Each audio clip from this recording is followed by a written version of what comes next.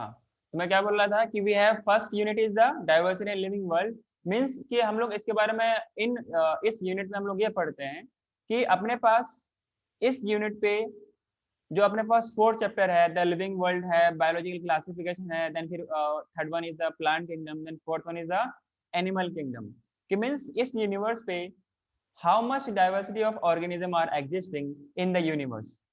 Is it clear? इसमें हम लोग पहले ये जानेंगे नॉन लिविंग और लिविंग को कैसे डिफरेंशिएट करेंगे। जैसे हम लोगों ने इन दोनों को डिफरेंशिएट कर लेंगे, उसके बाद हम लोग ये बात करेंगे कौन से ऑर्गेनिज्म को किस ग्रुप में रखें। इसका करने का एक मकसद ये है ताकि हम जब इनके बारे में स्टडी करें, क्योंकि अपने को क्या है कि हम पूरे यूनिवर्स में डायरेक्टली और इनडायरेक्टली हम लोग ह्यूमन के वेलफेयर में बात करते हैं, ह्यूमन के वेलफेयर में हम लोग बात करते हैं। क्लियर है क्या? अपना हम लोग बेनिफिट खोजते हैं, एवरीवेयर हम लोग ह्यूमंस अपना बेनिफिट को खोजते हैं, इसलिए हम लोग को अलग अलग एनिमल्स के बारे में स्टडी करना पड़ता है और उसका इकोलॉजिकल रोल क्या है इसके बारे में हमें जानना पड़ता है। Is it clear? इस इकोलॉजी को जानने के लिए आपके पास एक 12th में चैप्टर मिलेगा, that is the ecology, means एक यूनिट मिलेगा वो इकोलॉजी के बारे में। उसमें आप लोग क्या पढ़ोगे? अलग अलग इन्वायरमेंटल कंडीशन और उस एनिमल्स के, उस ऑर्गेनिज्म का हैबिटेट, उनका इंटरेक्शन एनवायरनमेंट में क्या है और ह्यूमंस का क्या रिलेशन है उनके साथ। क्लियर है? जैसे कुछ ऑर्गेनिज्म कैसे होते हैं, प्रीडेशन करते हैं, कुछ प्रे बन जाते हैं, कुछ प्रीडेटर बन जाते हैं। इस तरीके से अलग अलग इंटरेक्शन के साथ ऑर्गेनिज्म अपना लाइफ लीड करते हैं। कुछ क्या करते हैं, पैरासाइट बन जाते हैं, कुछ तो ह्यूमन के बॉडी के अंदर होते हैं, जैसे कि लाइस है, जैसे कि वर्म है। कुछ पैरासाइट एक्टो होते हैं, कुछ एंडो होते हैं। Ecto parasite are those parasite which lives in the body surface of the organism. क्या इतना आप लोगों को मालूम है? जहां पर किसी को समझ में ना आए आप दोबारा पूछ लेना, तेबारा पूछ लेना, लेकिन आपको समझने के बाद आगे हाँ करना है, ठीक है? बिना समझ के हाँ नहीं करना है। जरा से भी दिक्कत हो, बोलने के साथ दिक्कत समझ में नहीं है, जो कुछ भी जैसा भी बोल रहा हूँ बोल करके अपना डाउट यहीं पे क्लियर करना है, ठीक है ना? सो हम लोगों ने लास्ट क्लास में क्या बात किया था? बायोलॉजी क्या वर्ड हम लोगों ने डिफाइन किया था, बायोलॉजी क्या होती है। तो आप में से कौन ही मुझे बताएगा? हम लोगों ने क्या लास्ट क्लास में नोट्स को बिना जो भी मुझे आंसर करना है वो बिना देखे करना है, ठीक है? बायोलॉजी क्या होती है, कौन बताएगा? Sir raise your hand then speak. बगैर नोट्स देख के। हाँ, पार्वती आपको याद है क्या? Sir study of living organisms. हाँ, हम लोगों ने बायोलॉजी को जो डिफाइन किया था, इसमें दो टर्म आती है ना, एक आती है बायोस, एक होती है लोगोस। बायोस का मीन्स क्या होता है? लाइफ। लोगोस का मतलब क्या होता है? स्टडी या उनको डिस्क्राइब करना या डिस्कोर्स करना। सो हम लोग क्या बोलेंगे इसको आमिया? study of living organisms and their life processes.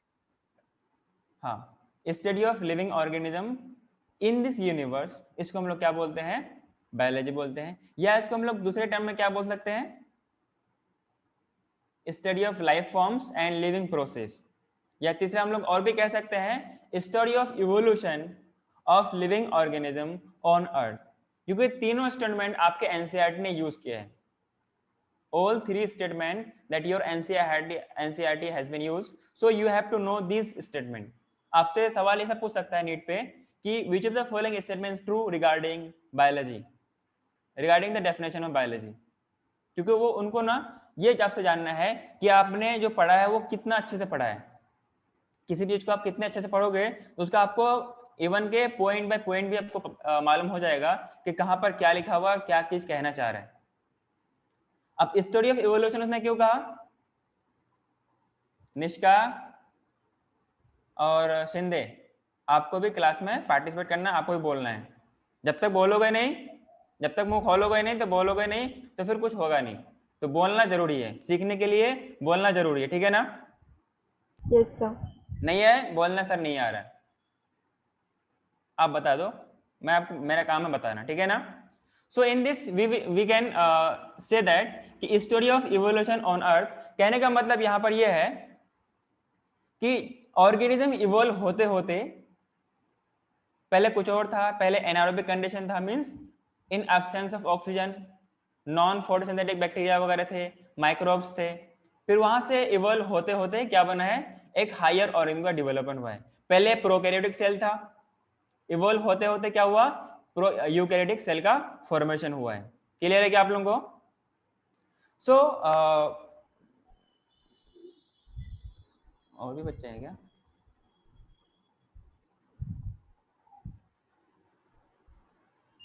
आर्येश,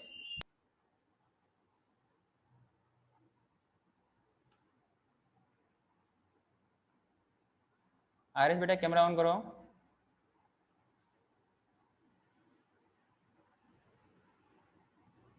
आर्येश,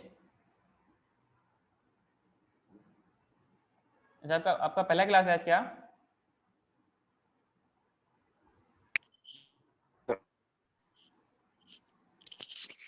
हाँ sir. This is your first class, okay? So you will get your backup class, okay? वैसे अपना ये सेकंड लेक्चर है और पहले हम लोग ज़्यादा कुछ बात नहीं किए थे, थोड़ा सा हम लोग इंट्रोडक्शन में ओके सर। इंट्रोडक्शन किए थे और ज़्यादा कुछ हुआ नहीं इसमें, ठीक है? तो हम लोगों ने क्या क्या बात किया इसमें ओके सर। कि बायोलॉजी क्या होती है, कि स्टडी ऑफ लिविंग ऑर्गेनिज्म, और we can say study of life forms, और we can say science of life forms and living process. Living process का मतलब क्या, कि वो सारा का सारा प्रोसेस जो लिविंग ऑर्गेनिज्म के अंदर होता है, that are responsible to be live, या किसी ऑर्गेनिज्म को जिंदा रखने के लिए उन लाइफ प्रोसेस का होना जरूरी है, लाइक रिस्पायरेशन, डाइजेशन, इंजेशन, ये सब के सब क्या है, लिविंग के अंदर की एक प्रोसेस है। क्लियर है क्या? कुछ एब्जॉर्प्शन करते हैं, कुछ अगर इंजेक्शन नहीं करते हैं तो फूड कैसे लेते हैं वो, through through the mode of absorption through their body surface. Is it clear? फिर हम लोगों ने कहा था story of evolution of living organism on earth, कि एक दिन से नहीं हुआ, थोड़ा सा चेंज हुआ, थोड़ा सा कुछ एनवायरमेंटल फैक्टर्स हैं, कुछ जेनेटिक फैक्टर्स हैं, मींस एनवायरमेंटल के इन्फ्लुएंस की वजह से जो कुछ चेंजेस जीन्स में आते हैं, that causes variation. Is it clear? That causes variation, और ये वेरिएशन होते होते होते लास्ट में क्या होता है, पूरा एक Evolution. हाँ, इवोल्यूशन एक दिन का प्रोसेस नहीं है, ये सालों का साल का प्रोसेस है। Is it clear? फिर हम लोगों ने बात किया था टेक्सोनोमी के बारे में। We have describe taxonomy. Taxonomy क्या क्या होती है, टेक्सोनोमी क्या होती है, हाँ बोलो। सर डेफिनेशन बोलूं कि ऐसे? मतलब ठीक है, मुझे आप समझाओ कि आप इस तरीके से समझाओ ताकि आपको भी समझ में आए, मुझे भी आए, और जो बच्चे क्लास में हैं उनको भी समझ में आए। Sir, taxonomy is the method of identification, nomenclature, and classification of living organisms for a detailed description of the living organism. Okay, अगर इसको हम लोग प्रॉपर्ली डिफाइन करें, कुछ टर्म्स को यूज करते हुए, जैसे सिस्टमेटिक्स है, मोन्यूमेंटल है, तो Systematic and monumental description of living organisms made human to get a detailed system of identification, nomenclature, and classification of. Aryash बेटा मैं आपको इसका नोट शेयर कर दूंगा, प्लस मैं आपको इनके जो क्लास के एंड में आप मेरे को इसके रिगार्डिंग आप क्लास में रुक जाना, ताकि आपका जो बैकअप क्लास है वो आपको मिल जाए, ठीक है ना? जिनका जिनका पहला क्लास है वो क्लास का रुक जाएंगे, उनको इसमें बैकअप क्लास मिल जाएगा, ठीक है? क्योंकि अगर कोई लॉन्ग चैप्टर होता या फिर कुछ हम लोग ज़्यादा कुछ पढ़ चुके होते तो अलग से इसके लिए आपको मैं सेपरेट क्लास अरेंज करता, लेकिन कुछ ज़्यादा पढ़े नहीं है तो थोड़ा सा ही है, इसलिए हमको यहीं पे इसको कंप्लीट कर लेंगे, ठीक है? सो शिंदे आपका ये आप पिछली क्लास में थी ना शिंदे? नहीं सर, ये मेरा फर्स्ट क्लास है। अच्छा फर्स्ट क्लास है। और पार्वती, इसके अलावा और कौन था? निष्का बेटा आपका भी आपका कौन सा क्लास है, दूसरा ना? निष्का, निष्का आवाज आ रही है? निष्का आवाज आ रही है आपको?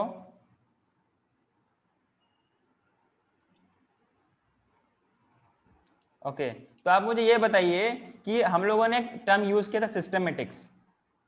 सिस्टमेटिक्स क्या होती है? निष्का बोलो। You can use your mic. Nishka,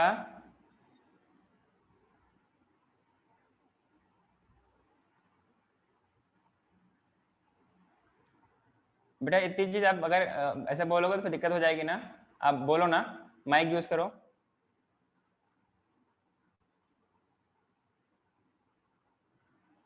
mic use करो, माइक यूज करो।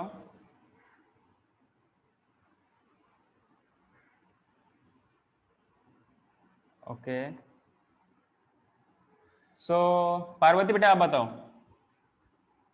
Sir, it is the systematic arrangement of organisms. Systematic arrangement of organism को हम लोग क्या बोलते हैं? सिस्टमेटिक्स। Systematics. कहने का मतलब ये है, जिनका इनका पहला क्लास है, कि हम लोग सिस्टमेटिक्स एक सिस्टम है जहां पर हम किसी ऑर्गेनिज्म को प्रॉपर तरीके से उनके प्लेस पे, उनके रिस्पेक्टिव प्लेस में, अब जैसे प्लांट है तो प्लांट को प्लांट के ग्रुप में रखेंगे, ठीक है। कुछ प्लांट ऐसे हैं जिनका root, shoot and leaves are not differentiated, इसको हम लोग बोलते हैं थैलस ऑर्गेनाइजेशन। क्या बोलते हैं? Thallus organisation. थैलस का मतलब ये होता है देयर बॉडी इज थैलस, इसका मतलब ये होता है कि उनके LRS, leaves, roots and stems, these are not differentiated like moss. Moss ये क्या होती है? कारपेट जैसी, ग्रीन कारपेट टाइप की होती है, जो कि आपको रॉक्स वगैरह में मिलेगा। देखा है क्या आप लोगों ने? अरे देखा है कि नहीं देखा है? यस सर, देखा है। हाँ, बेसिकली क्या होती है, वो मॉस होती है। क्या आप उनको देख के ये कह सकते हो कि हाँ सर ये लीफ है, ये स्टेम है और ये रूट्स है? नहीं.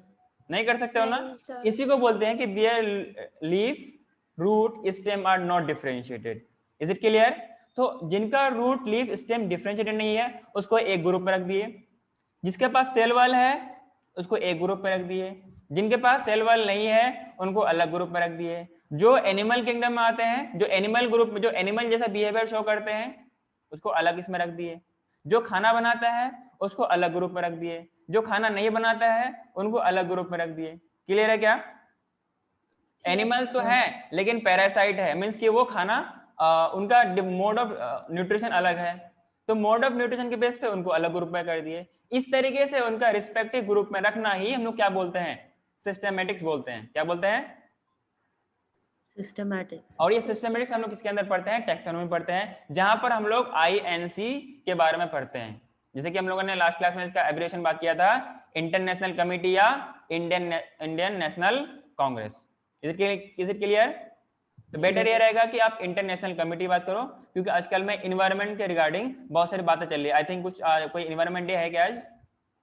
Yes sir. हाँ, तो इन्वायरमेंट डे से रिलेटेड सवाल पूछी जाती है कि इन्वायरमेंट डे कब मनाया जाता है? वर्ल्ड इन्वायरमेंट डे कब मनाया जाता है? 5 जून। हाँ, आज 5 जून है ना। Yes sir. ये सवाल पूछा गया है नीट पे, याद रखोगे क्या? याद है सर। हाँ, वैसे आपको ये सब, आपको कौन कौन सा डे है वो सारा आगे आएगा, ठीक है ना। क्योंकि बच्चों को कंफ्यूजन आता है कि 5 जून है, 6 जून है, कौन सा जून है। जून तो है पर कौन सा जून ये पता नहीं है। एनवायरनमेंट डे है, कुछ फॉरेस्ट डे होता है, अलग अलग डे होती है। तो जो जो डे पूछी जाती है आपको उनका नीट वाले लेक्चर में आपको लिखाया जाएगा, ठीक है ना। बोर्ड्स के लिए उतना इंपॉर्टेंट तो नहीं है लेकिन नीट के लिए इंपॉर्टेंट है। क्लियर है क्या आपको? तो हम लोगों ने बात किया था कि सिस्टमेटिक्स क्या होती है, एक systematic arrangement of organism in keeping their, उनको उनके रिस्पेक्टिव प्लेस में पुट करना, उनके रिस्पेक्टिव ग्रुप्स में रखना ही हम लोग क्या बोलते हैं? सिस्टमेटिक्स बोलते हैं। This term was given bye, अभी शिंदे ने बताया, शिंदे नहीं, निष्का ने बताया कि it is given by Linnaeus. Linnaeus, या हम लोग क्या बोल सकते हैं? कैरोलस लीनियस बोल सकते हैं। क्या बोल सकते हैं? Carolus Linnaeus. ओके। एक टर्म हम लोगों ने बात किया था टैक्सोनॉमी। टैक्सोनॉमी कौन दिया था? एपीडी कैंडोले। एपीडी, अरे कौन सा डोले? कैंडोले। Candole. हाँ, कैंडोले। कैंडोले नाम याद रखना बेटा। आर्यश आप भी बोलो ना, कुछ नहीं आता है फिर भी बोलो कि यस सर हाँ ये चीज है, बोलो ना। आर्यश, मेरे क्लास में बोलना बहुत जरूरी है। जो बोलता है वो बहुत कुछ पाता है, जो नहीं बोलता है उसको भी मिलता है पर उसको मेरे अकॉर्डिंग नहीं मिल पाता है, वो फिर अपने हिसाब से ले लेता है। आप बोलोगे तो फिर मैं जो बोलना चाहता हूँ वो सारा चीज आपको मिल जाएगा।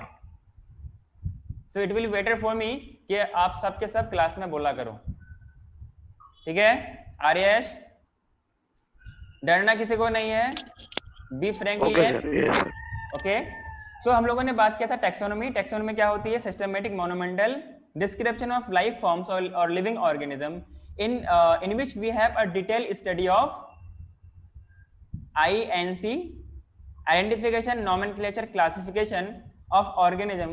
इसको हम लोग बोलते हैं taxonomy and it was given by APD कैंडोले। APD कैंडोले ने किताब लिखा था, उसका नाम था theories of elementary Dila Botanica. अरे था कि नहीं था? था सर। और दूसरे टर्म से हम लोगों ने टैक्सोनॉमी को डिफाइन किया था। टैक्सोनॉमी में दो वर्ड हैं, टैक्सिस और नोमोस।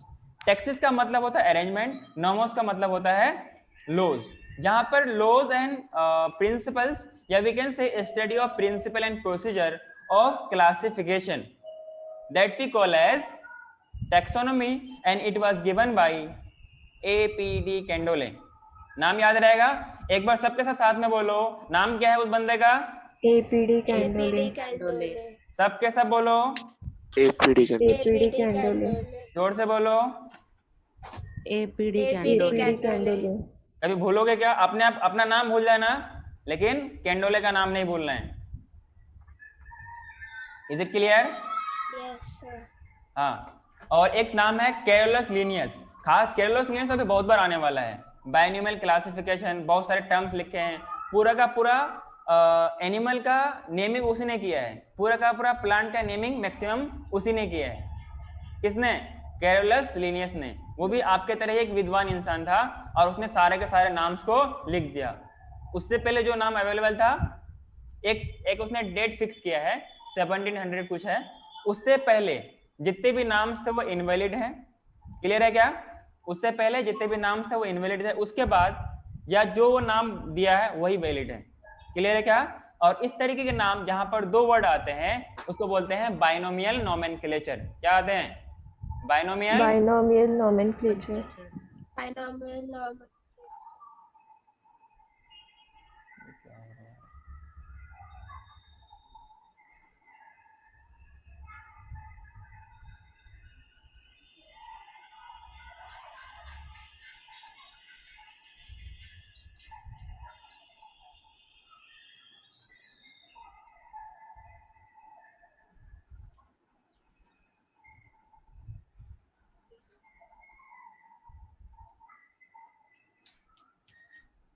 आप लोगों को क्लियरली विजिबल है क्या?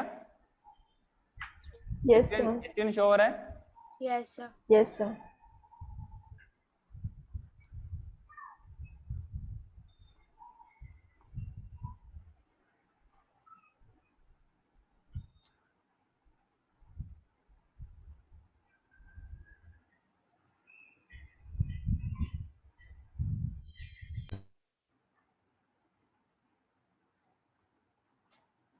क्या हो गया? चलो कोई नहीं। तो हम लोग कहाँ पर थे? Binomial nomenclature. हाँ, बाइनोमियल नोमेनक्लेचर। अच्छा, मैंगो का नाम आप लोगों को मालूम है क्या किसी को? Mangifera indica. तो आप लोगों ने एनसीईआरटी सबने ले लिया है? No sir. हाँ सर PDF है मेरे पास। बेटा NCERT मार्केट खुला नहीं है ना। मार्केट खुला नहीं है, तो आप अगर एनसीईआरटी ले लो तो, क्योंकि पता है मार्केट कब खुलेगा नहीं खुलेगा, या फिर ऑनलाइन में मंगा लेना आप लोग, या फिर एनसीईआरटी बहुत जरूरी है, ठीक है? यस। Mangifera indica. जब हम लोग आगे हम लोग इनका रूल्स पढ़ेंगे, जब भी इसको लिखेंगे ना, अगर हाथ से लिख रहे हैं means if it is handwritten then we should underline it separately. यहाँ पे कितने वर्ड हैं? दो। सबके सब बोलो, दो। कितने वर्ड हैं? दो वर्ड हैं। दो वर्ड को हम लोग क्या बोलते हैं? बाइनोमियल। जैसे आप लोगों ने पॉलिनोमियल पढ़ा है ना 7th वगैरह में, 8th वगैरह में, 9th, जहाँ पर भी मिला होगा। Yes sir. बाइनोमियल ना, इसको बोलते हैं बाइनोमियल नोमेनक्लेचर। कौन सा क्लेचर? Binomial nomenclature. और नोमेनक्लेचर का मतलब होता है उसका नामकरण। जैसे टीकाकरण होता है ना, वैक्सीन का देना, वैसे ही क्या होता है? नोमेनक्लेचर। अरे बोलो ना, नामकरण। जैसे बच्चे का जन्म होता है, बेबी का बर्थ होता है, उसका भी कुछ ना कुछ ABCD XYZ नाम रखा जाता है। वैसे हमें हर ऑर्गेनिज्म का एक नाम रहेगा ताकि हम उसको अदर ऑर्गेनिज्म से डिफरेंशिएट कर सकें। क्लियर है क्या? हम ये जान सकें, और ये नाम ऐसा है ये यूनिवर्सली एक्सेप्टेड होती है। प्लांट्स के लिए अलग होती नाम, प्लांट्स के लिए अलग रूल होती है, और मतलब कि rule of procedure, rule of system plants के लिए अलग होती है, एनिमल्स के लिए अलग होती है। एनिमल्स के लिए हम लोग क्या यूज करते हैं? Anyone can say me? ICZN. अच्छा, किसके लिए? इसके लिए या किसके लिए? एनिमल्स के लिए के लिए। ICZN और प्लांट्स के लिए ICBN. क्या ये सबको मालूम है? वैसे आगे Yes, आएगा। sir. अरे सबको मालूम है क्या? दो ही बच्चे बोल रहे हैं, सबके सब बोलो। sir. International code for botany means plant and zoology means animals.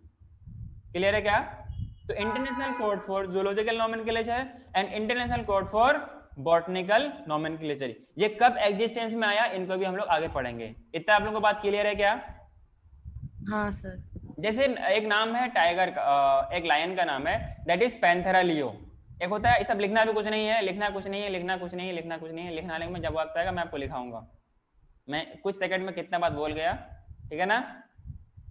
जब लिखने का वक्त है मैं लिखाने का आपको बोल दूंगा, बेटा आप लिख लो, ठीक है? तो इसको हम लोग बोलते हैं बाइनोमियल सिस्टम। ये कौन दिया था? लीनियस ने दिया था। कौन दिया था? Linus. एक हम लोगों ने ये भी बात किया था, कि जो अपने पास ऑर्गेनिज्म होते हैं ना, एक हम लोगों ने इस तरीके से प्रेजेंट, पास्ट, फ्यूचर ऐसा कुछ बात किया था हम लोगों ने क्या? हाँ sir. Yes, sir. Future Horizontal similarity और vertical similarity. बेटा आर्यश आप भी देख लो, और तकरीबन मैंने सब कुछ यहाँ पे दोबारा एक्सप्लेन कर दिया है। बेटा Aryash okay sir, okay sir. Clear है क्या? आप सर। लोगों को एक्स्ट्रा क्लास की जरूरत नहीं पड़ेगी, मैं सब कुछ यहीं पे रिकॉल कर दिया। सर। एक क्या है? पास्ट है। किसी भी तरह का कोई दिक्कत हो, बेझिझक बेखौफ होकर बोल सकते हो, ठीक है? No hesitation. खास करके बायोलॉजी में मेरे पास कोई हेजिटेशन नहीं है आपके पास। अब Yes, मैंने sir. बोला कोई ऑर्गेनिज्म है ना, अब हर टाइम पे कुछ ना कुछ ऑर्गेनिज्म होगा। अरे होगा कि नहीं होगा? मान लो Yes, अपने sir. पास्ट जनरेशन जहां से हम लोग आए हैं, मतलब जिससे हम लोग बने हैं, तो उनके उस टाइम में कुछ ऑर्गेनिज्म होगा। मान लो ये सारे के सारे उस टाइम के ऑर्गेनिज्म है, ये आपस में भी तो कुछ सिमिलरिटी शेयर कर रहे होंगे ना, कुछ कॉमन कैरेक्टर शेयर कर रहे होंगे। अब हम लोग प्रेजेंट की बात करें, Yes. यहाँ पर भी कुछ आपस में लोग शेयर करेंगे। अब फ्यूचर में हमसे जो आने वाला जनरेशन है, हमारे बाद जो आने वाला जनरेशन है, जो आपके बाद आने वाला जनरेशन है, वो भी कुछ ना कुछ आपस में शेयर करेगा। तो अगर सेम कंपोनेंट मींस फ्यूचर का शेयरिंग फ्यूचर के साथ हो, प्रेजेंट का शेयरिंग प्रेजेंट के साथ हो, पास्ट का शेयरिंग पास्ट के साथ हो, इस तरीके के कॉमन कैरेक्टर्स का शेयर करना हम लोग क्या बोलते हैं? हॉरिजॉन्टल रिलेशनशिप या sharing of common characters horizontally. Is it clear? अरे बोलो ना। Yes, sir. हाँ, अगर इसको हम लोग कुछ इस तरीके से कर लें, पहले पास्ट था, पास्ट से प्रेजेंट आया, और प्रेजेंट से फ्यूचर आया।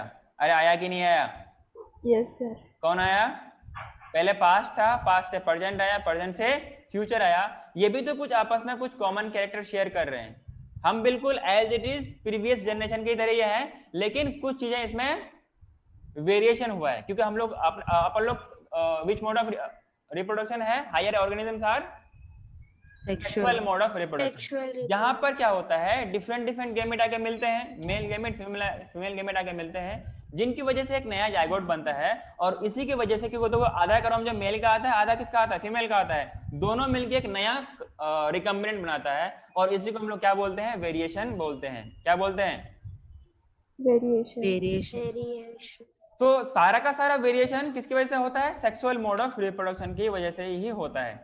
बाद बाकी कुछ इन्वायरमेंटल फैक्टर्स हैं जिनकी वजह से भी होता है, लेकिन वो छोटा मोटा कॉज करते हुए जीन्स के लेवल तक पहुंचता है। क्लियर है क्या? असेक्सुअल मोड पे वो आइडेंटिकल कॉपीज होता है। असेक्सुअल मोड पे कैसा होता है? आइडेंटिकल कॉपीज होए।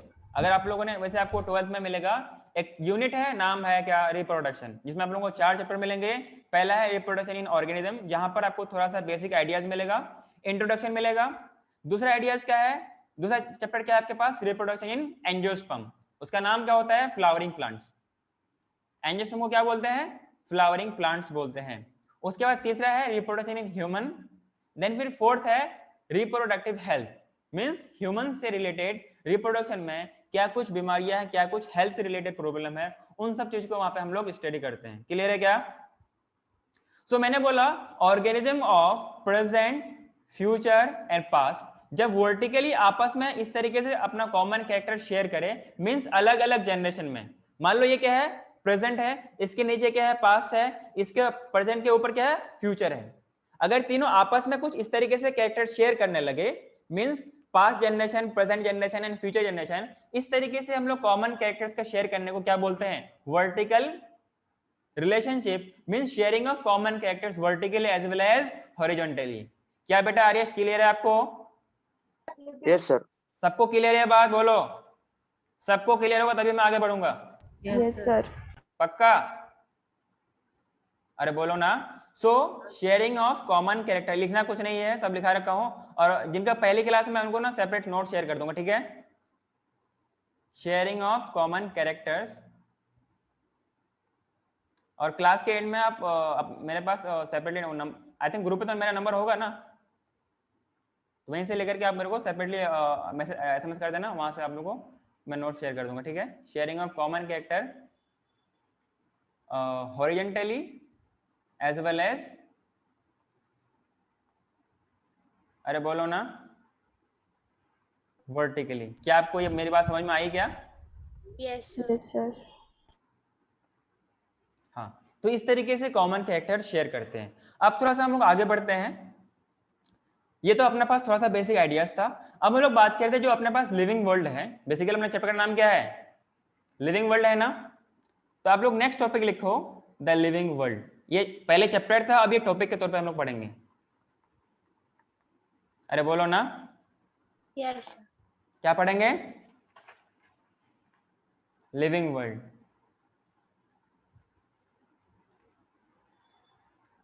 लिविंग वर्ल्ड से हम लोग समझते क्या है? लिविंग वर्ल्ड से हम लोग, कैमरा सबको ऑन रखना है, जिनका इश्यू है तो कोई बात नहीं, जिनका इश्यू नहीं है आप लोग कैमरा ऑन रखेंगे, ठीक है? हाँ, मैंने बात किया लिविंग वर्ल्ड के बारे में, अच्छी बात है, अच्छा बात है, लिविंग वर्ल्ड है। लिविंग वर्ल्ड का मतलब क्या है कि जीवित की दुनिया, मींस कितने सारे लिविंग ऑर्गेनिज्म इस पे एग्जिस्ट करते हैं, कितने कितने डिफरेंट टाइप्स ऑफ ऑर्गेनिज्म इसमें एग्जिस्ट करते हैं। जिनकी पहले क्लास है वो ध्यान से सुनो, ये सारा कुछ मैंने पिछले क्लास में बोला था, आज भी बोल रहा हूँ, ठीक है? ताकि इन लोगों का रिवीजन भी हो जाए और आप लोगों का बैकअप भी और कंप्लीट यहाँ पर हो जाए, ठीक है ना? वैसे आप कोई फिर भी कोई डाउट हो तो क्लास के एंड में आप रुक जाना, आपको मैं दोबारा इसको एक्सप्लेन कर दूंगा। क्लियर है क्या? So in this living world, we have different varieties of organism, diversity of organism which are existing in the universe. अब हम लोग बात करें छोटे छोटे से माइक्रोब्स के माइक्रोब्स को लेकर के, कुछ इंसेक्ट्स होते हैं, कुछ बटरफ्लाइज होते हैं, कुछ what we can say jasmine flower होती है ना, रात की रानी, उसमें भी कुछ अलग अलग इंसेक्ट होते हैं, कुछ मतलब कि ब्यूटीफुल बटरफ्लाइज होती है, छोटे छोटे बर्ड्स होते हैं, बहुत छोटे बर्ड्स होते हैं, कुछ एक बर्ड ऐसा होता है जिनकी आवाज बहुत ज्यादा होती है। आपके पास और कौन से बर्ड्स हैं? कुछ तुर्की है, और क्या है, कुछ गीज है, और बोलो, हॉर्स है, शार्क है, डॉल्फिन है, सबका अलग अलग फिनोमेना है। कुछ ऐसा भी है जो कई मिनट तक अपने सांस को रोक सकता है, कोई कई दिनों तक विदाउट ड्रिंकिंग रह सकता है। तो ये सब के सब क्या है, डाइवर्सिटीज है, और अपने अपने एनवायरनमेंट पे वो एडेप्टेड है। क्लियर है? जो ऑर्गेनिज्म जहां पर रहता है, जिस एनवायरनमेंट में रहता है, वो वैसे ही कैसा होता है, एडेप्टेड हो जाता है। क्लियर है क्या? सो इसमें हम लोग इस पॉइंट लिखेंगे, as the living world it is full of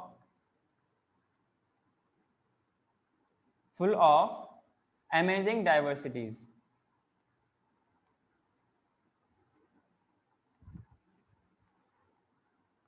diversity of living organism, diversity of living organisms।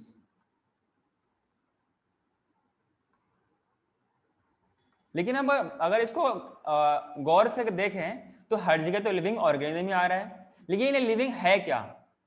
Living का मतलब क्या कि ये आखिर ये लाइफ होती क्या चीज है, ये कौन सी बला है जो हर जगह लाइफ ही आ रहा है? इसको हम लोग डिफाइन क्यों नहीं कर पा रहे हैं? तो यहां से हम लोग एक चीज करेंगे कि लिविंग वर्सेस नॉन लिविंग को हम लोग यहाँ पे डिफरेंशिएट करेंगे। अगर मैं आपको लिविंग को डिफरेंशिएट करने वाली बात अगर बोल दूं तो क्या आप नॉन लिविंग को खुद से डिफरेंशिएट कर लोगे?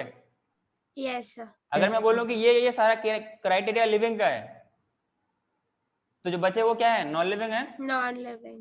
अरे सब बोलो यार, हाँ Yes, sir. सबके सब बोलो, जोर से बोलो ताकि मुझे समझ में आए। थोड़ा सा मुझे कम सुनाई पड़ता है, ठीक है ना? वैसे कम सुनाई पड़ता नहीं, मैं आप लोग सुनने के लिए बोल रहा हूँ। Living versus non living, clear है क्या? हाँ सर। अच्छी बात है, लाइफ है। लाइफ का मीन्स क्या है? जिंदगी जो आप लोग जीते हैं, अच्छे हो बुरे हो, हर हाल में जीना पड़ता है, क्योंकि हम खुद से आए नहीं है, हमें क्रिएट किया गया है, ठीक है ना?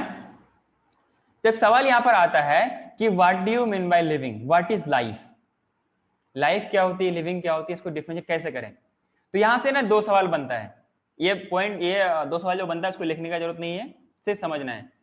सवाल का मतलब ये है कि इस लाइफ को डिफाइन करने के लिए हम दो सवाल पूछेंगे कि लाइफ का पर्पस क्या है। क्लियर है क्या? पहला क्वेश्चन तो ये होगा कि क्या वो फैक्टर्स हैं कि what are the things that are opposed to be non living. NCERT का एज इट इज स्टेटमेंट है, आपको ध्यान रखना पड़ेगा। क्या वो फैक्टर्स हैं जो लिविंग और नॉन लिविंग को डिफरेंशिएट करता है? अरे बोलो ना। अगर मैं इस क्वेश्चन को लिखूं, एनसीईआरटी के लाइन ये बिल्कुल ऐसे ही है कि व्हाट इज, एक मिनट, व्हाट इज नहीं, हो सकता है आपको एनटीए वाला, नीट वाले ये सवाल पूछ लें, what living is opposed to be, लिखना कुछ नहीं है, what living is opposed to be non living. Non living. क्या मतलब इसका? क्या मतलब कि ये जो लिविंग है इसके अंदर वो क्या खासियत है जो नॉन लिविंग के अंदर नहीं है, कि इसके अगेंस्ट में आ रहा है। नॉन लिविंग और लिविंग और नॉन लिविंग एक दूसरे के अगेंस्ट में आ रहे हैं। अगर मैं आपसे पूछूं तो आप लोग जल्दी से बोलोगे सर ग्रोथ है, रिप्रोडक्शन है, और भी वगैरह वगैरह बहुत सारी चीजें, ऐसा ही बोलोगे ना? चलो मैं अपने आप को कंफर्म करने के लिए पूछता हूं कि हम लोग लिविंग किसे बोलेंगे। वैसे पिछले क्लास में पूछा आप लोगों से, बेटा आर्यश, निष्का सब बोलो। बेटा निष्का आप अपना माइक का कुछ सॉल्यूशन निकालिए, अगर बोलोगे नहीं तो फिर कैसे को समझ में आएगा। बायोलॉजी ऐसी है जहां पर आपको बोलना पड़ेगा, मैं आपको रटने के लिए छोड़ नहीं सकता कि आप रटते रहो रटते रहो रटते रहो। आप माइक का कुछ इश्यूज को सॉल्व करो ताकि आपको क्लास में इजीली बोल सको। You can use your earphone so that you can your mic can working. Clear है क्या? तो मैंने क्या बोला कि क्या है लिविंग और नॉन लिविंग में कैसे आप लोग करोगे डिफरेंशिएट, बोलो। Sir, metabolism. Sir consciousness. और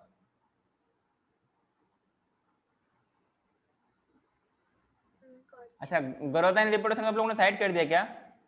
सर आपने बताया हाँ, था सर। लास्ट क्लास में। अच्छा, इसलिए मैं भी कह रहा हूँ, आप लोग छोड़ कैसे दिए?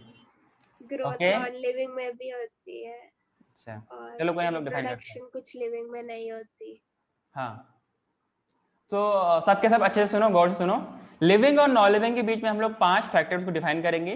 पहला आएगा ग्रोथ, दूसरा आएगा रिप्रोडक्शन, तीसरा आएगा मेटाबॉलिज्म, फिर क्या आएगा सेलुलर ऑर्गेनाइजेशन, देन फिर क्या आएगा कॉन्शियसनेस। क्या आएगा? इन 5 को हम लोग डिफाइन करेंगे, जिनमें से हम लोग 3 को डिफाइनिंग प्रॉपर्टीज लेंगे और बाद बाकी 2 कैरेक्टरिस्टिक प्रॉपर्टीज तो है लेकिन वो डिफाइनिंग प्रॉपर्टीज नहीं है। Means it is not mandatory that कि ग्रोथ एंड रिप्रोडक्शन होगा तो ही वो लिविंग ऑर्गेनिज्म है, अदरवाइज नहीं, ऐसा कुछ नहीं है। क्लियर है क्या? जिनका पहला क्लास है उनको से डाउट होगा कि सर ग्रोथ तो होता है लेकिन रिप्रोडक्शन भी होता है सारे ऑर्गेनिज्म में, लेकिन ये नॉन लिविंग कैसे होगा, या लिविंग कैसे नहीं होगा, या लिविंग कैसे होगा, ऐसा ना हो तो लिविंग कैसे होगा। ठीक है, तो हम लोग उसको डिफाइन करते हैं। तो पहला क्वेश्चन क्या है, दिस इज फर्स्ट क्वेश्चन कि what living is opposed to the non living. दूसरा क्वेश्चन क्या है, लिखना कुछ नहीं है, what is the purpose of life. But as a science ने इसको इग्नोर किया है, लेकिन आपको मैं बताऊंगा कि पर्पस ऑफ लाइफ क्या होता है, थोड़ा सा आइडिया दूंगा, क्योंकि ये फिलोसॉफिकल क्वेश्चन है, इनका कोई लिमिट में आंसर है नहीं, कोई लिमिट में इसका आंसर है नहीं। कहने का मतलब ये है कि जो भी आपके पास लिविंग ऑर्गेनिज्म एग्जिस्ट करते हैं, क्या बोला मैंने, जो भी आपके लिविंग ऑर्गेनिज्म एग्जिस्ट करते हैं, इनका कुछ, क्योंकि अपने आप इस यूनिवर्स पे आया नहीं ना, he or she has been created. Is it clear? As far as concerned for the humans, they are not created by their own self. He or she is created by a creature, that is the what we can say supernatural power, that who has created us. ये तो बोलने में तो यह है ठीक है, parents ने हमें बर्थ दिया है, लेकिन क्रिएटर कोई और है। यस और नो? बात देखिए, सबका अपना अलग अलग बिलीफ है, किसी के जिसका जो बिलीफ है वो ठीक है, लेकिन क्या है पर्पस ऑफ लाइफ में यहाँ पर मतलब कि हम जैसे मन जैसे जिंदगी लाइफ को जी नहीं सकते हैं, लाइफ को हम अच्छे तरीके से एक स्टैंडर्ड लाइफ जी सकते हैं।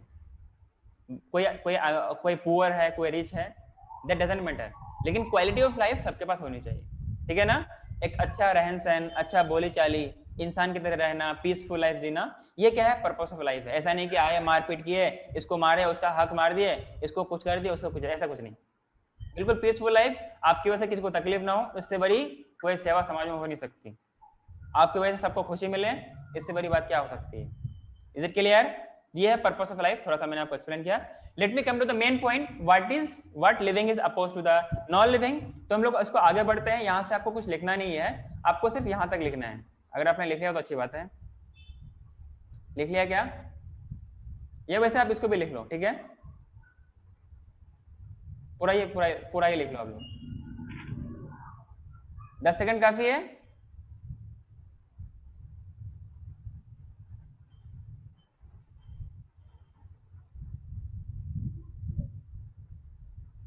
आप लोगों को जो नीट का लेक्चर है उसको आप लोग रिवाइज कर रहे हो? Yes. हाँ, रिवाइज करते रहना, क्वेश्चन सॉल्व करते रहना है। आप लोग को पीडीएफ मिला भी हो क्लास में, ग्रुप में? Yes, sir. हाँ, सॉल्व करते रहना उसको। पूरा एनसीईआरटी मगब कर जाना है, बिल्कुल। अपने आप को बोल सकते हो पर एनसीईआरटी को बोल नहीं सकते। क्लियर है क्या? Sir, हो गया। Yes, sir. आगे बढ़ो क्या? Yes, हाँ sir. Yes, sir. sir. अरे सही बोलो तो यार। हाँ, व्हाट इज लिविंग, ये पॉइंट लिखते हैं, इसमें क्वेश्चन मार्क हम लोग नहीं लगाएंगे। इनको कुछ पॉइंट्स हैं, इनको पहला पॉइंट क्या इसमें आएगा?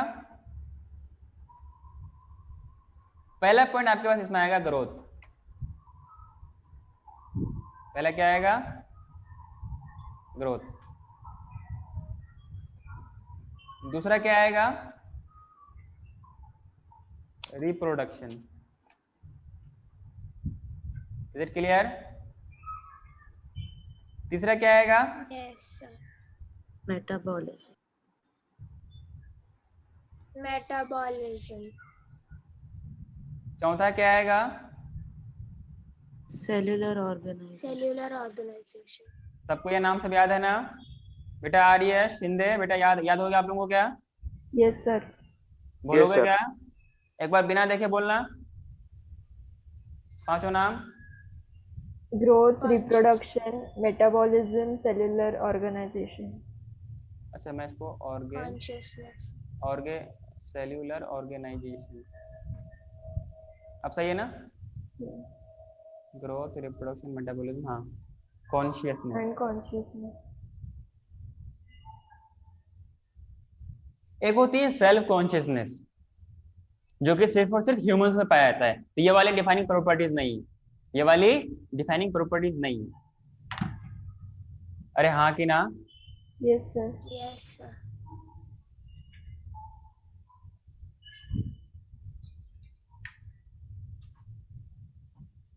ग्रोथ एंड रिप्रोडक्शन, इसको हम लोग डिफाइनिंग प्रॉपर्टीज नहीं लेते हैं।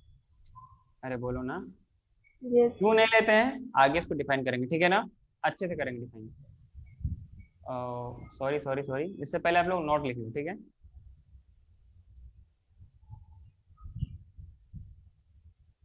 Not defining properties.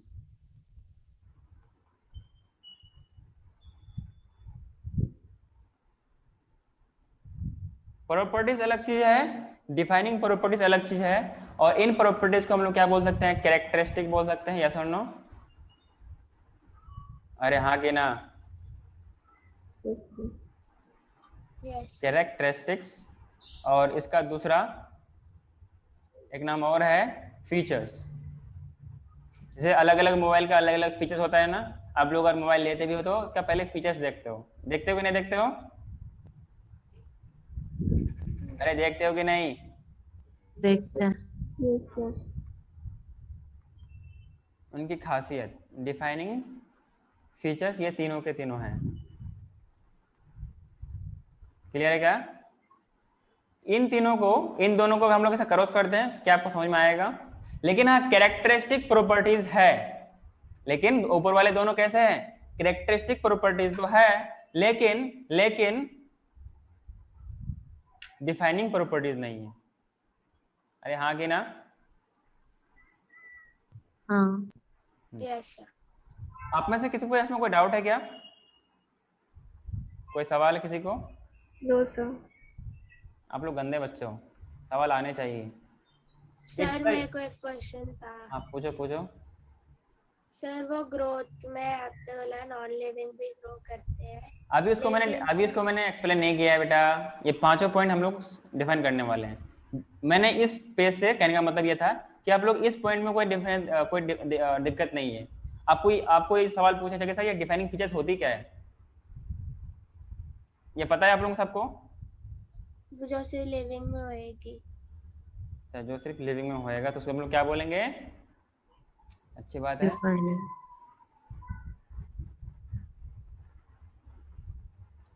जैसे रिप्रोडक्शन तो सिर्फ लिविंग में ही होता है।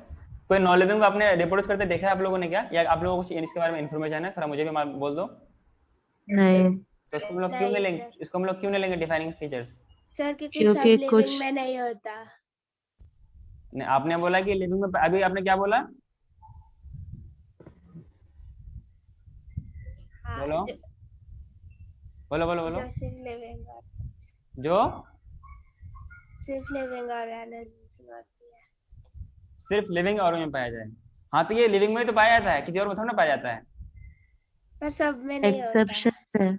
अच्छा, एक्सेप्शन है, चलो कोई नहीं, इसलिए हम उसका लिखते हैं डिफाइनिंग फीचर्स। इसका लिखते हैं डेफिनेशन। बहुत सिंपल सा है, बहुत छोटा सा है और समझने के लायक है।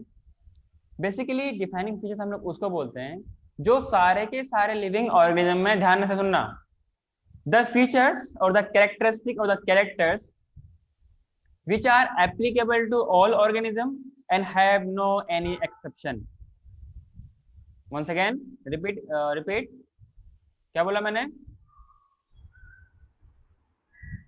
Which are Features found in all which living are- organisms and there are no exceptions. The characters, ये कलर क्लियरली विजिबल है या फिर डल सा आ रहा है? क्लियर है sir. Which has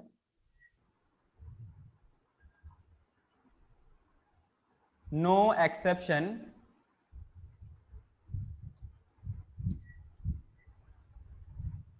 and applicable to all organism. Application क्यों लिखा? एप्लीकेबल।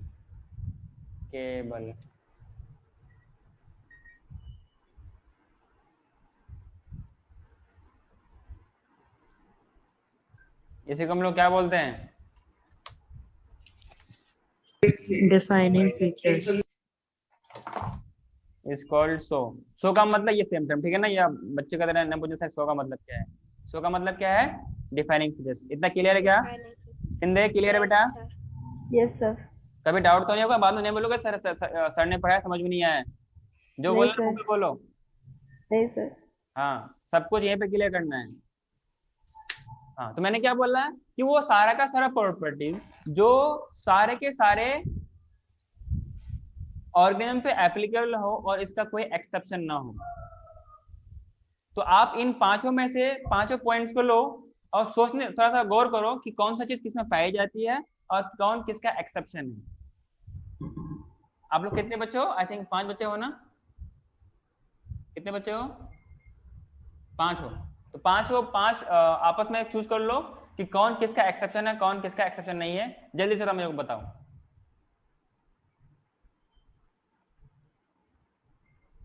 बोलो, क्या आपको मेरी बात समझ में आ रही है? हाँ सर। तो बोलो ना फिर, समझ में आ रही तो।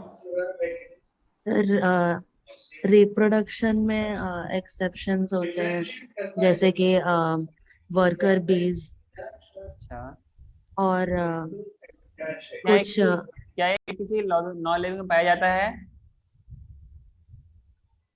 नहीं सर। हाँ, इसलिए इसको बोलते हैं लिविंग का कैरेक्टरिस्टिक फीचर्स तो है पर डिफाइनिंग फीचर्स नहीं है। कैरेक्टरिस्टिक फीचर इसलिए बोलते हैं क्योंकि सिर्फ और सिर्फ लिविंग में ही पाई जाती है। क्लियर है क्या? Yes sir. क्लियर है क्या? नेक्स्ट बात करते हैं ग्रोथ के बारे में। वैसे थोड़ा हम इसको ओवरव्यू में बात करें, इसको हम लोग डिफाइन भी करेंगे। ग्रोथ में क्या है, अगर देखा जाए सैंड ड्यून्स वगैरह का फॉर्मेशन होता है। सिंपली हम लोग पहले ग्रोथ की डेफिनेशन समझते हैं, ग्रोथ होती क्या है। तो आप लोग पहला पॉइंट लिखिए, ये पूरा आप लोगों ने लिख लिया क्या? Yes, sir.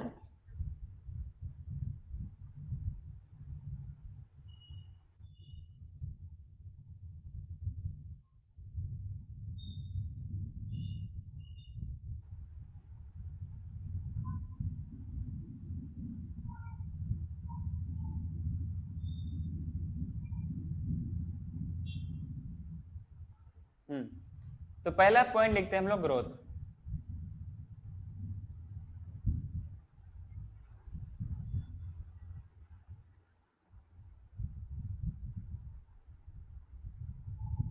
ये ग्रोथ कौन सी बला है? ग्रोथ कौन सी बला है बताओ, किसी को इसका पता है डेफिनेशन क्या?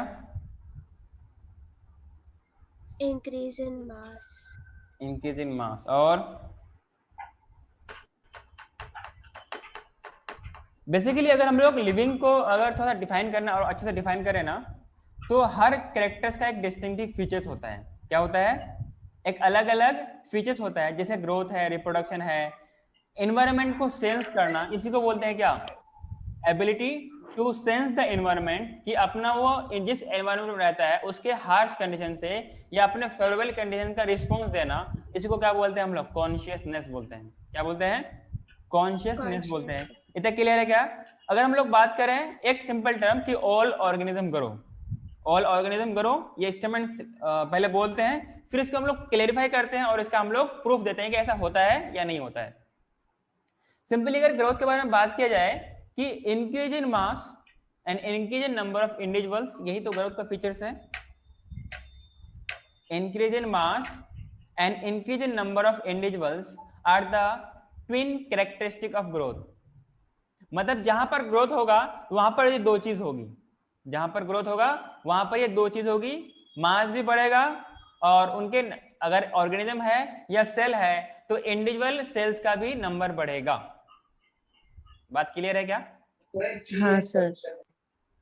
किसी को समझ में नहीं आ रहा है? अरे समझ में आ रहा है क्या? हेलो? Yes, sir. समझ में आ रहा है। पक्का? तो हम लोग क्या बात करते हैं कि ग्रोथ वो फैक्टर्स है। Increase in number of individuals. Once again, अरे बोलो यार। हाँ आवाज आ रही है पर तक के लिए आपके माइक तो ऑफ है। सर ऑन है मेरा माइक पर, मेरे को नेटवर्क इश्यूज है थोड़ा। हाँ तो मैंने क्या बोला? ऑल ऑर्गेनिज्म ग्रो, इसको हम लोग जस्टिफाई करते हैं ऐसा है या नहीं है। आप लोगों का कैमरा बंद क्यों है? Yes sir. कैमरा तो बंद है आप लोगों का। आर्यश?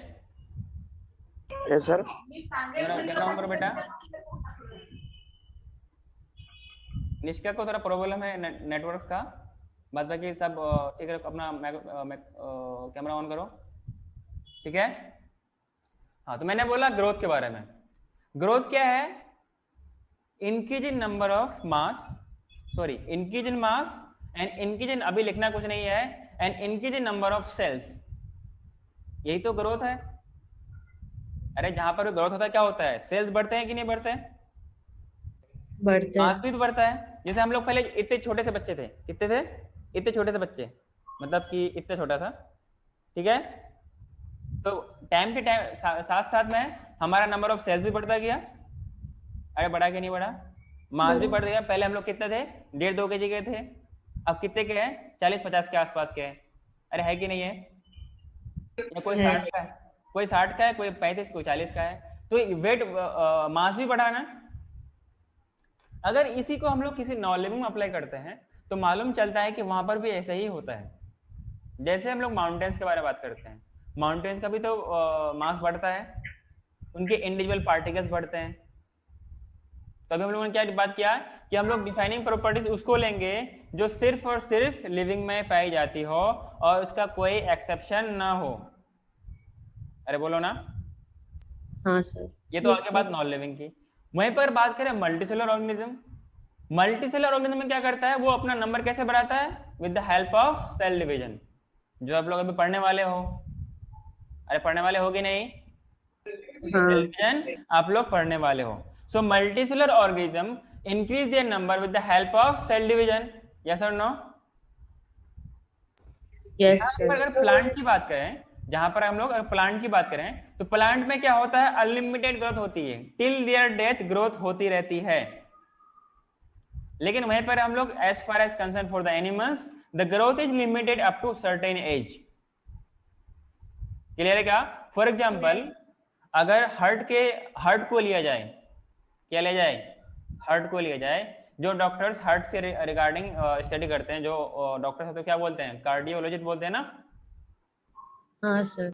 हाँ, तो अगर हार्ट का, जैसे अगर एनिमल्स में भी सेल बढ़ने लगे तो इसका मतलब हार्ट का भी सेल बढ़ेगा। अब हार्ट का सेल, नंबर ऑफ सेल बढ़ती जाए तो हार्ट क्या दिल से, मतलब कि बॉडी से बाहर नहीं आ जाएगा, अरे आएगा क्या, नहीं। अरे अगर नंबर ऑफ सेल्स में इंक्रीज करेगा तो Yes. साइज भी तो बड़ा होगा ना, अरे होगा कि नहीं होगा। Yes, sir. हाँ। जब साइज बड़ा होगा होगा तो अंदर का सारा स्पेस ऑक्युपाई कर लेगा और वो कोशिश ये करेगा कि हमारा जो पार्ट है वो भी बाहर आ जाए। ऐसा होता है क्या, किसी का आज तक हार्ट बाहर आते हुए देखा है क्या, बेटा शिंदे समझ में नहीं आ रहा क्या आपको। सर आप हर्ट अरे क्या बोल रहे हैं आप? हार्ट की बात कर रहा हूँ, हर्ट। हाँ हार्ट की बात कर रहा हूँ, दिल जो पंप करता है, ओके ओके ओके ओके, हाँ हाँ हाँ। ऐसा होता है क्या। अरे अगर उसके, मान लो समझने के लिए मैंने क्या बनाया, हर्ट्स बनाया, क्या बनाया, हार्ट बनाया, अरे बोलो ना। हाँ। अगर इनका नंबर ऑफ सेल्स हमेशा बढ़ते रहता तो इनका साइज बड़ा होता है क्या, अगर नंबर ऑफ सेल्स बढ़ता, मैं पूछ रहा हूँ, मैं कह रहा हूँ बढ़ता, या इफ इट इज इंक्रीजिंग, अगर ऐसा होता तो इनका साइज भी बड़ा होता। जब साइज Yes. बड़ा होता तो क्या बॉडी के बाहर आने की कोशिश करता। लेकिन प्लांट में क्या होता है, उनका अगर साइज बड़ा होता है, नंबर ऑफ सेल्स बढ़ते रहते हैं, वो कहीं ना कहीं से अपने आप को बाहर निकाल लेता है। अरे बोलो ना, हाँ यस सर। प्लांट में तो ऐसा होता है, चाहे वो उसके बॉडी के बाहरी पार्ट्स हो या इंटरनल पार्ट्स हो। मान लो कहीं प्लांट का स्टेम है, स्टेम में कहीं आपने कुछ उभरा हुआ पार्ट देखा होगा, तो वहां पे तो ऐसा कुछ बाहर आ जाता है। लेकिन क्या एनिमल्स में ऐसा होता है। अरे सब, ये बहुत इंपॉर्टेंट पॉइंट है, ध्यान से सुनो, ऐसा होता है क्या, सबके सब बोलो। हाँ, तो मालूम चला कि एनिमल्स में क्या होता है, growth up to certain age तक ही होता है, growth are occurring up to certain age. उसके बाद क्या होती है कि जो इंजर्ड सेल है, जो लॉस्ट सेल है, सिर्फ उसी को रिप्लेस करते हैं, लॉस्ट सेल को रिप्लेस ही सिर्फ करते हैं। क्या आप सबको मेरी बात क्लियर है क्या, ये वाला। Yes, sir. हाँ सर। अरे हाँ कि ना, यस सर। मतलब क्या हुआ, आप लोग का कैमरा बंद क्यों है,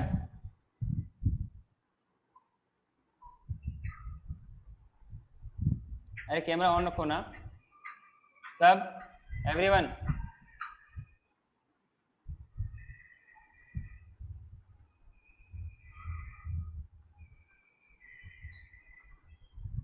सो प्लांट में क्या होती है, अनलिमिटेड ग्रोथ होती है टिल देयर डेथ, क्लियर है। वहीं पर ह्यूमंस में क्या मतलब एनिमल्स में क्या होती है, अप टू सर्टेन एज तक होती है। उसके बाद क्या होती है, अगर कोई सेल लॉस्ट हो गया या इंजर्ड हो गया तो उसको सिर्फ और सिर्फ रिप्लेस की जाती है, क्लियर है क्या। दूसरी बात, ग्रोथ को हम लोग दो तरीके से देखते हैं, एक होती है इंटरनल ग्रोथ, एक होती है एक्सटर्नल ग्रोथ। जो भी आपने आप तक ग्रोथ देखा होगा, आप लोग अगर इसको एनालाइज करेंगे तो आपको मालूम चलेगा कि जो नंबर ऑफ सेल्स होते हैं ना वो इंटरनली ग्रो करते हैं, चाहे वो प्लांट में हो या एनिमल में हो। Is it clear? They are growing up to certain age in animals and in plants till their death, लेकिन वो इंटरनली ही ग्रोथ करते हैं। अगर एक्सटर्नली ग्रोथ किया होता तो अपने बॉडी की जो सरफेस है उसमें भी कुछ ना कुछ नए ऑर्गन्स का फॉर्मेशन होता। ऐसा होता है क्या? नहीं। हाँ, इससे मालूम ही चलता है कि growth, internal growth is the defining features. अब जो what we can say sand dunes का फॉर्मेशन होता है डेजर्ट एरियाज में, माउंटेन्स की फॉर्मेशन होती है, वो तो बाहर से उसका ऊपर से फॉर्मेशन होती है ना। मान लो ये एक सरफेस है, यहाँ पे कुछ मैंने एक मान लो कि बहुत विंड बहुत तेज से हवा चल रही है और डेजर्ट एरिया है। अब ये जो सपोर्ट मिलेगा तो धीरे धीरे आकर ये सैंड यहाँ पे जमा होगा। अरे बोलो ना, कुछ इस तरीके से सैंड ड्यून्स का फॉर्मेशन हो जाएगी। माउंटेन्स क्या होती है, जैसे वोल्केनो होती है, ये तो ऊपर निकलने के बाद जो लावा आता है तो ऊपर से जमा होते हैं ना। अरे अंदर से नहीं होते हैं, जमा तो ऊपर से ही होता है ना, ऐसे बनते बनते बनते अब एक पूरा पहाड़ बनता है। अरे हाँ कि ना? हाँ सर। हाँ, हाँ तो सर। मालूम चला कि external growth is the features of non living organism and internal growth is the defining features for living organism. अगर आप इंटरनल ग्रोथ को लोगे तो वो डिफाइनिंग फीचर्स है, लेकिन एनिमल्स में अप टू सर्टेन एज तक ही है, क्लियर है क्या? एनिमल्स हाँ। में क्या होता है, लॉस्ट सेल या इंजर्ड सेल सिर्फ रिप्लेस होते हैं, लेकिन वही प्लांट्स पे चाहे वो 10 साल पुराना प्लांट हो या 100 साल पुराना प्लांट हो, उसमें नए नए पत्ते आते रहते हैं। अरे आता है कि नहीं आता है? Yes sir. तो ये सब के सब फीचर्स है जो भी हम लोग क्या बात करते हैं कि ग्रोथ अनलिमिटेड होती है प्लांट्स में, लिमिटेड होती है एनिमल्स में। वो भी इंटरनल ग्रोथ क्या है, डिफाइनिंग फीचर्स है, एक्सटर्नल ग्रोथ नॉन लिविंग की क्राइटेरिया है। क्या आपको इतनी बात क्लियर है क्या? Yes sir. एनसीईआरटी ने एक टर्म यूज किया है कि growth and reproduction are the mutually exclusive event in the higher organism। क्या मतलब कि ये दूसरे से इंडिपेंडेंट है, ये दूसरे से इंडिपेंडेंट है। कहने का मतलब ये है कि ये दोनों कंटिन्यूअस नहीं होते, लेकिन वहीं पर हम लोग बात करें यूनिसेलुलर ऑर्गेनिज्म में ये दोनों इंक्लूसिव इवेंट्स हैं, these are mutually inclusive event. Means वहां पर अगर सेल का नंबर बढ़ेगा रिप्रोडक्शन करेगा, मींस ग्रोथ एंड रिप्रोडक्शन दोनों साथ में ही होते हैं। अरे बोलो ना, आपको यूनिसेलुलर ऑर्गेनिज्म है कि नहीं है? अब इससे ये दो हुआ, ये सेल डिवीजन भी है रिप्रोडक्शन भी है, Yes. है कि नहीं? तो ये किसमें होता है, यूनिसेलुलर ऑर्गेनिज्म में दोनों इंक्लूसिव इवेंट है। जैसे आप लोगों ने ये मान लो कोई दो अलग अलग सर्कल है, ये शेयरिंग पार्ट है ना, इसको क्या बोलते हैं, म्यूचुअली इंक्लूसिव बोलते हैं। और ये अलग अलग अगर है इसको क्या बोलते हैं, म्यूचुअली एक्सक्लूसिव। इतना क्लियर है क्या आप लोगों को? हाँ। सबको क्लियर है? Yes. Yes sir.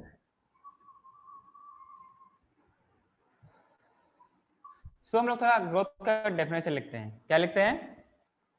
ग्रोथ का डेफिनेशन लिखते हैं। क्लियर है क्या? हाँ।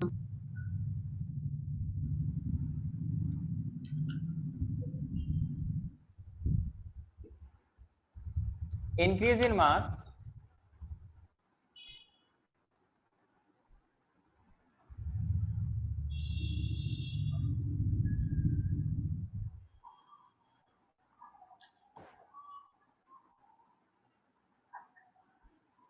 increase in mass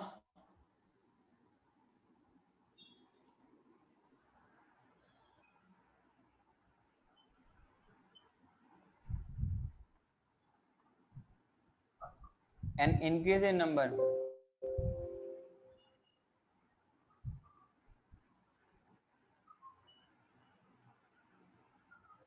increase in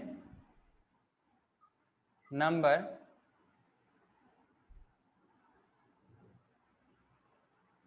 चाहे वो सेल हो या ऑर्गेनिज्म हो। क्लियर है क्या?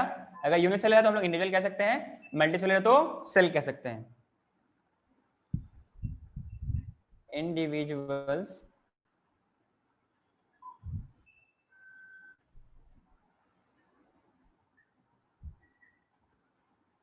एक मिनट, आप लोगों ने लिख लिया क्या? Increase in mass and increase in number of we can say cell और टिश्यू और ऑर्गेनिज्म।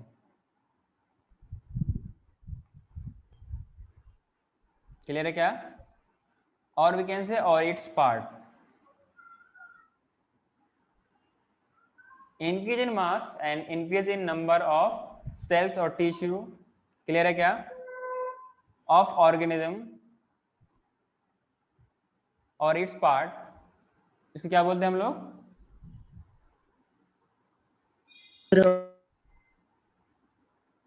बोलो ना। ग्रोथ। ठीक है, इंक्रीज इन मास और ओवरऑल साइज भी कह सकते हैं, ओवरऑल साइज का भी ग्रोथ होना। क्लियर है क्या? या फिर उनके पार्ट्स, तो हम लोग उसको क्या बोलेंगे? Is called growth. यस और नो? नेक्स्ट पॉइंट इसमें increase in number of number, बोलो ना। Increase in mass and number, increase in mass and increase in number of cells, increase in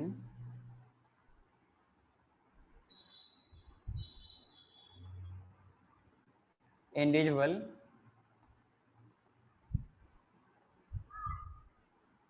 are twin characteristic of growth। Means एक दूसरे के साथ ये मिले जुले हुए हैं। ट्विन कैरेक्टरिस्टिक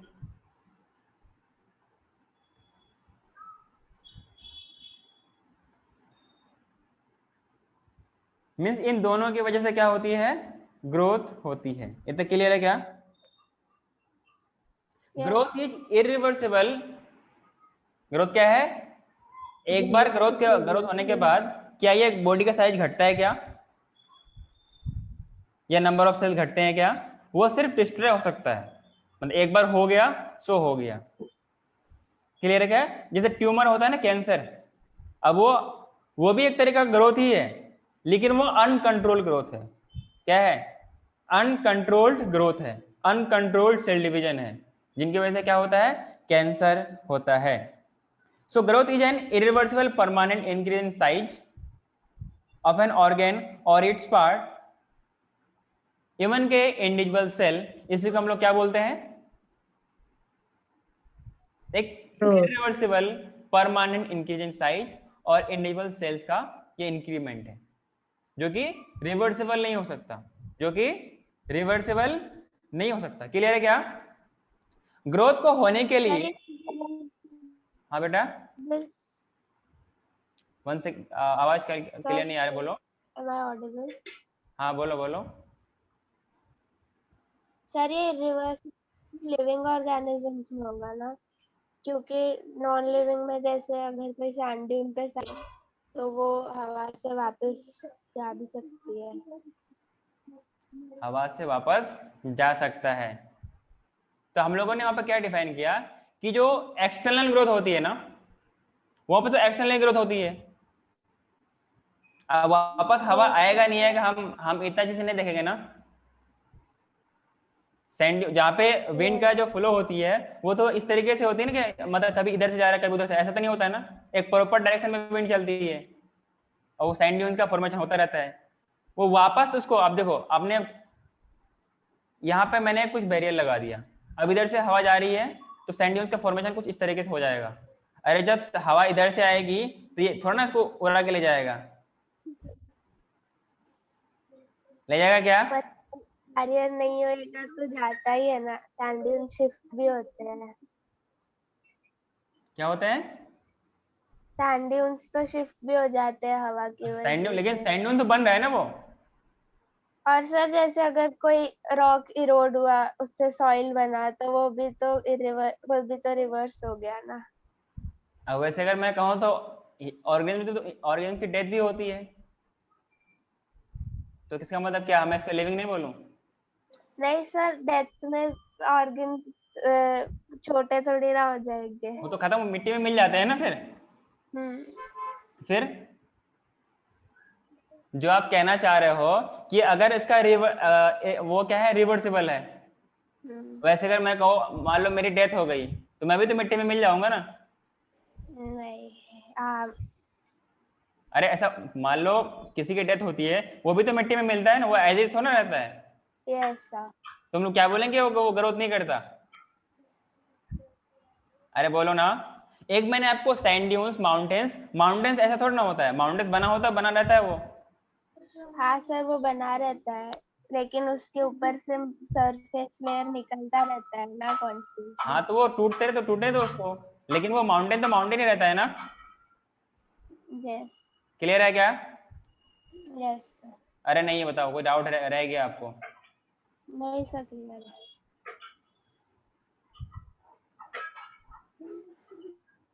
हम लोग ये सब चीज ना ग्रोथ के बारे में कहाँ बात करते हैं, हम लोग सिर्फ लिविंग को डिफाइन करेंगे, जो बचेगा वो नॉन लिविंग अप्लाई हो जाएगा और वो अपने लिए नॉन लिविंग साबित हो जाएगी, ठीक है ना।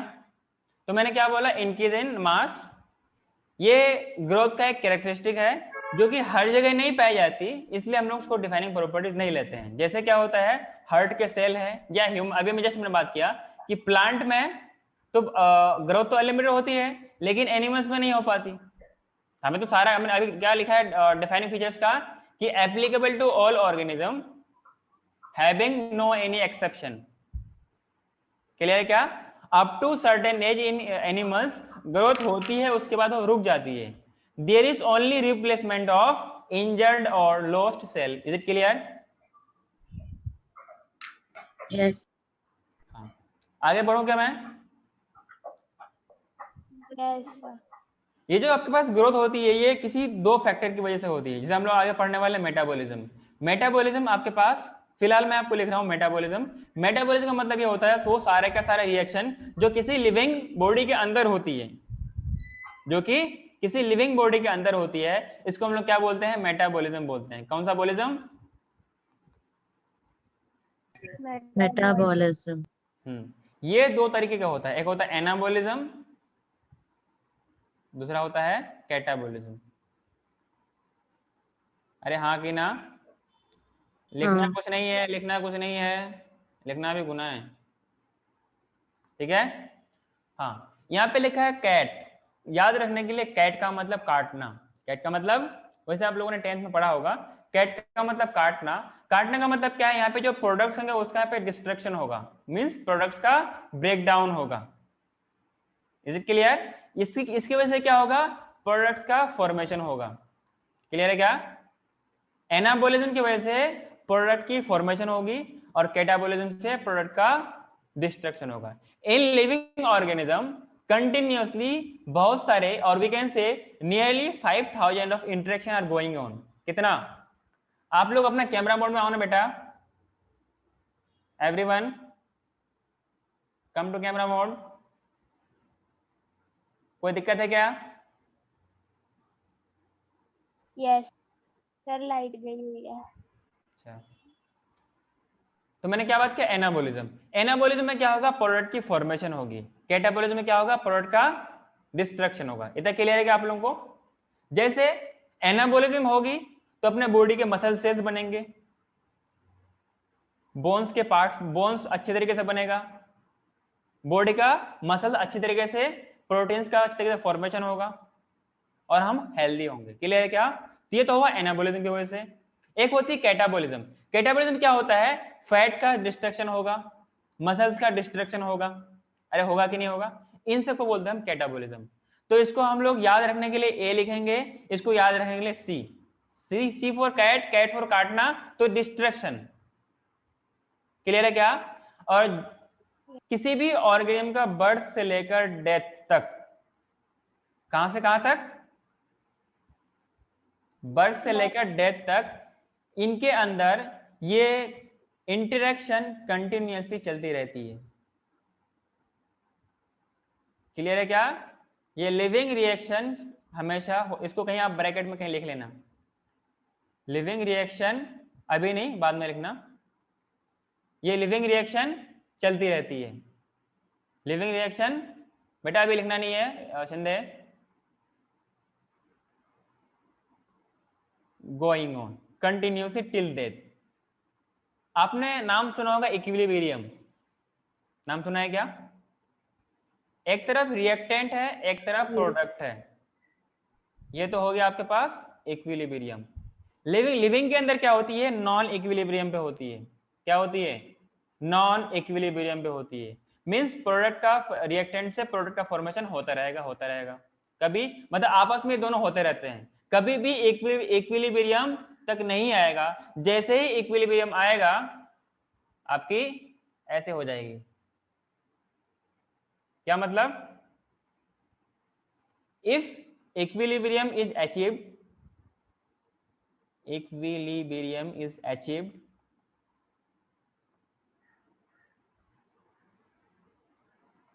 then ऑर्गेनिज्म का डेथ हो जाएगी।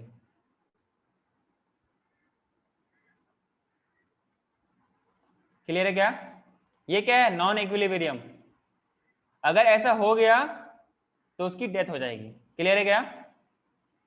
आपको मेरी बात समझ में आई कि नहीं बताओ? आ रही सर। Yes, sir.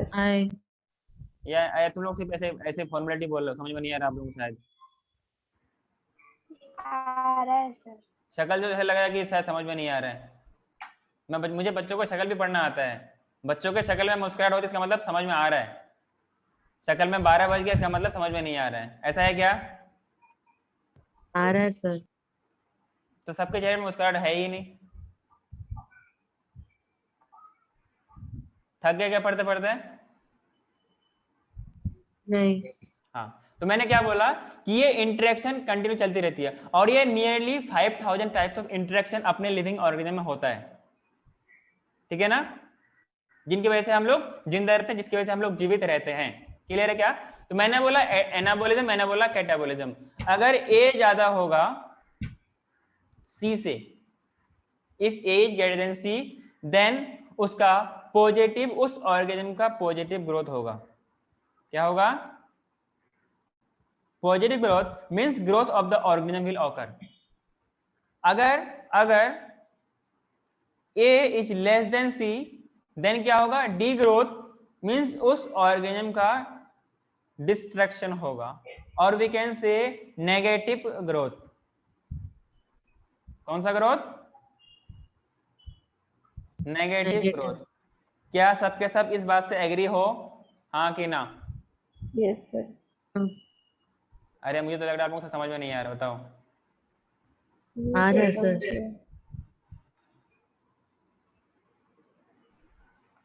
पक्का? हाँ। जल्दी से लिखो। और we can say growth occur.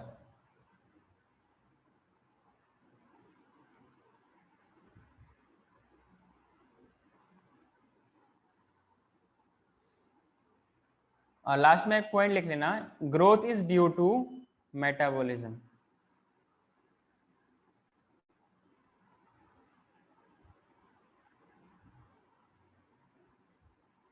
Arrow जैसे मैं डबल डबल एरो जहां पे दे रहा हूं वैसे देखे लिखना। ठीक है ना? ये जो सिंगल एरो का मतलब क्या है? सारा का सारा पॉइंट डबल एरो के अंदर आएगा।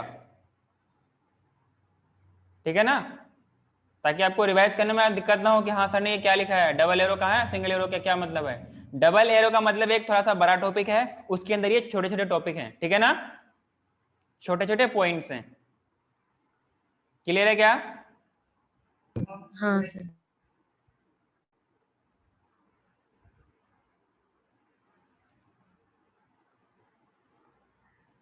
बेटा आर्यस आप कुछ बोल नहीं रहे हो? आर्यस बोलो। यस सर, यस सर, समझ में आ रहा है क्या? Yes sir. पक्का? हाँ सर। मैं फिर सवाल पूछूंगा आपसे। हाँ लिख लिया क्या?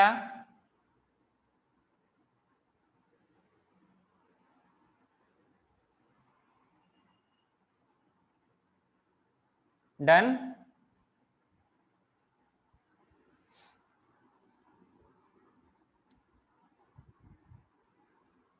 अरे हुआ कि नहीं? Yes, sir.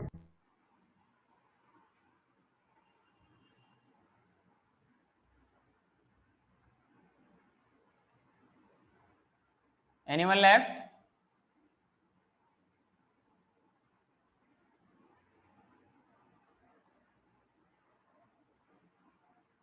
यहां पर बी का मतलब बर्थ, टी का मतलब डेथ।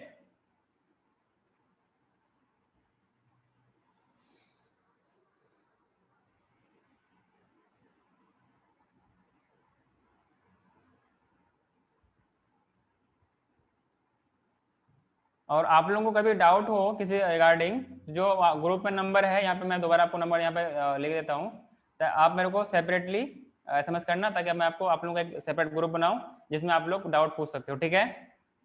कभी भी पढ़ते टाइम डाउट हो पहले में आप लोग पूछ लेना, ठीक है? नंबर ग्रुप से लोगे, यहाँ पे मैं यहाँ पे लिख दूं? सर ले लेंगे सर, वही ना जिधर आप मीटिंग आईडी पासवर्ड भेजते हो। ठीक है, या फिर जो नए हैं मैं यहाँ पे लिख देता हूँ, ठीक है?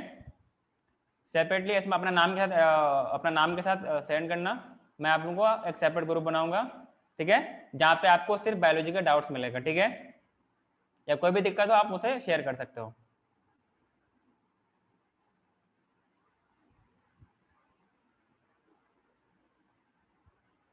लिख लिया? इरेज करूं?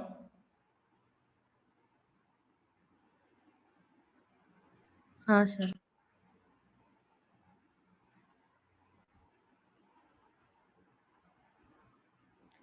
हाँ, अगर हम लोग बात करें किस पे, जो आपके पास मल्टीसेलुलर ऑर्गेनिज्म है, यूनिसेलुलर ऑर्गेनिज्म है, इन सब में अलग अलग तरीके से ग्रोथ होती है।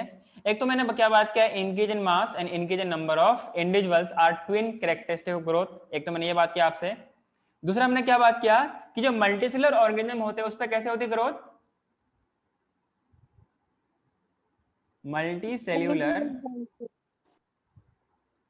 मल्टीसेल्युलर ऑर्गेनिज्म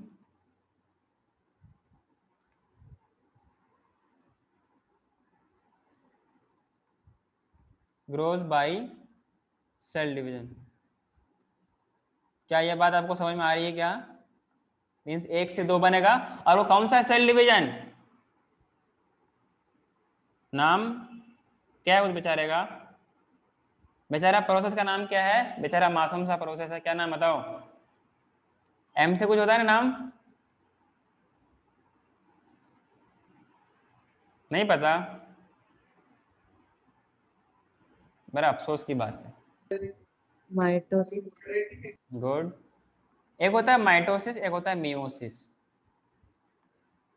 माइटोसिस एक होता है मियोसिस। मियोसिस से गैमेट्स बनते हैं, मियोसिस से गैमेट्स बनते हैं। माइटोसिस से नंबर ऑफ सेल्स बढ़ता है। मियोसिस से भी नंबर ऑफ सेल बढ़ते हैं, माइटोसिस से भी नंबर ऑफ सेल बढ़ते हैं। ये होता है 1 से 2, 2 से 4, 4 से 8, 8 से 16, इस तरीके से कंटिन्यूअसली ग्रोथ करते रहता है। क्लियर है क्या? कभी खत्म नहीं होता। सो अपने बॉडी में जो मैक्सिमम ग्रोथ है किसकी वजह से है? माइटोसिस की वजह से।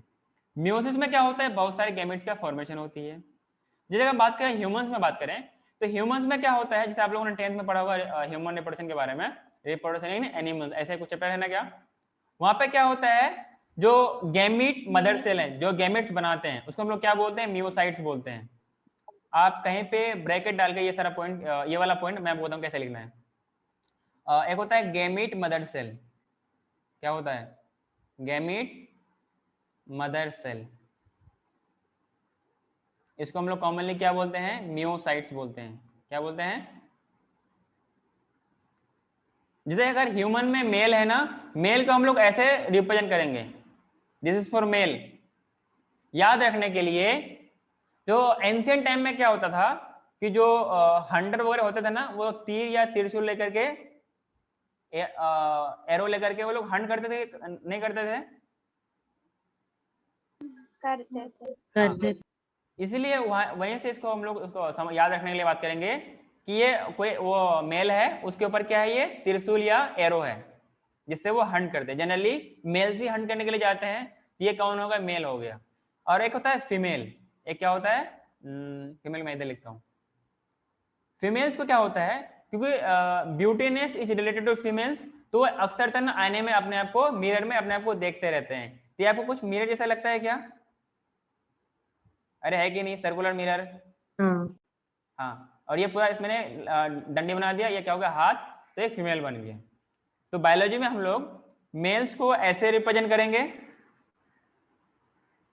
ये मैं कोई सिंबल नहीं दे रहा हूं आपको, बायोलॉजी में males is represent by this symbol and female इस सिंबल से, ठीक है ना? आप लोग उसका मॉर्फोलॉजी में आपको बताया जाएगा, जो आपका पांचवा चैप्टर है, मॉर्फोलॉजी इन फ्लावरिंग प्लांट्स, ठीक है? तो मैंने कहा कि मेल है, तो मेल में स्पर्म का फॉर्मेशन होता है, that is the male gamete. Clear है क्या? वो एक्चुअली क्या होता है, ये मियोसाइट जो होता है ना, गैमीट मदर सेल, ये 1 से 2 बनते हैं और 2 से 4 बनते हैं। क्या इतनी बात आपको समझ में आई? वहीं पर फीमेल में क्या होता है, ये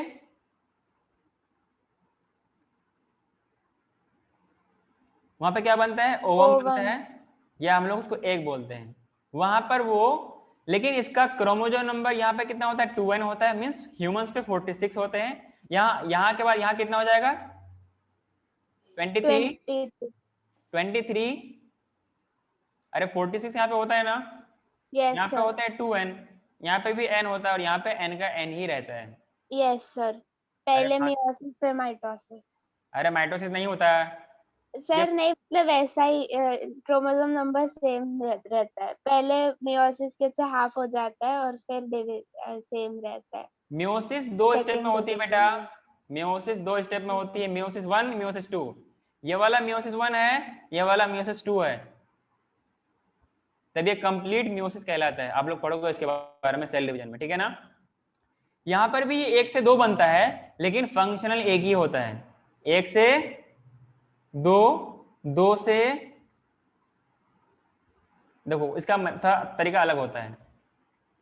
1 से 2 तो बना, लेकिन एक क्या बनता है, एक कोई दूसरे पार्ट बनाता है, जो मैक्सिमम इसके पास जाता है, और छोटा सा ये बचता है, छोटा सा ये होता है डिस्ट्रॉय। क्या हो जाता है? इसको हम लोग बोलते हैं पोलर बॉडी। क्या बोलते हैं?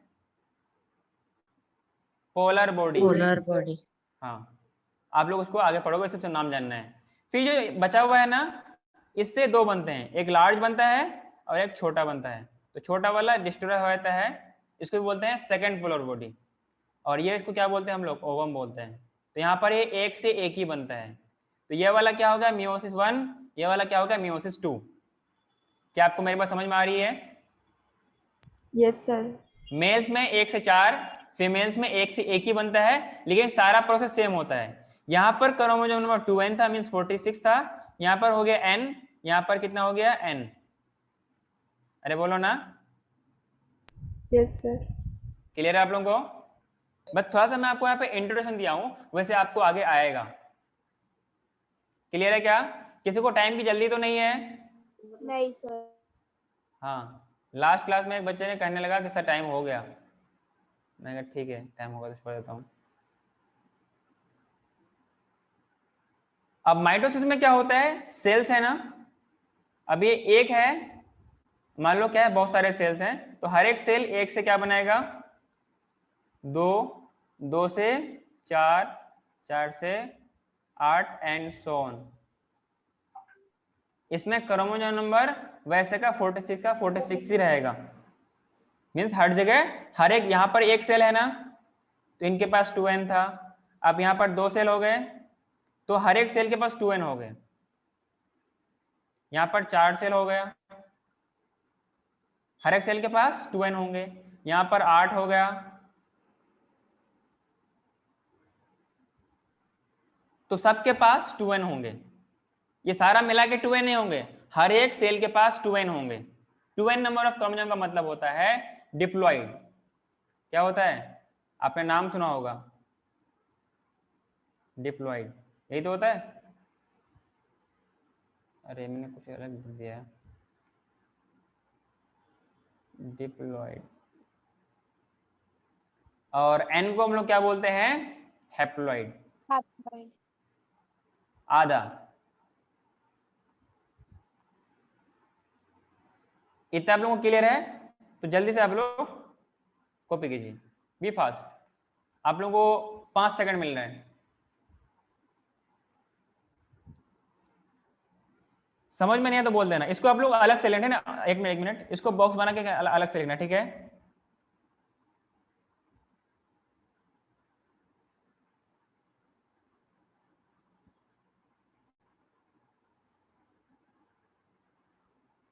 ये कुछ एक्स्ट्रा पॉइंट है, इसको बॉक्स बना के आपको अलग लिखना है। अरे हाँ कि ना? Yes, sir. हाँ sir.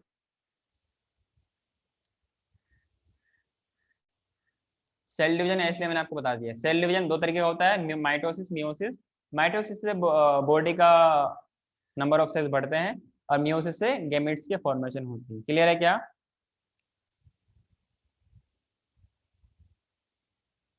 Who has left the class? आर्यस, Aamir, Sir, Nishka.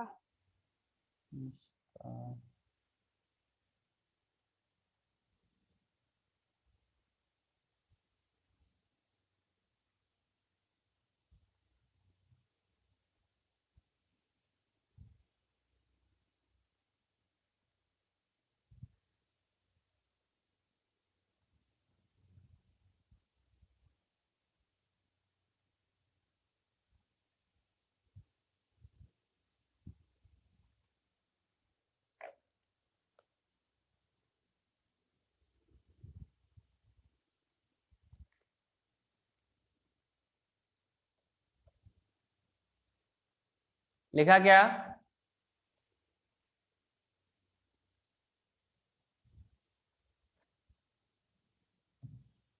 लिखा कि नहीं Yes, sir.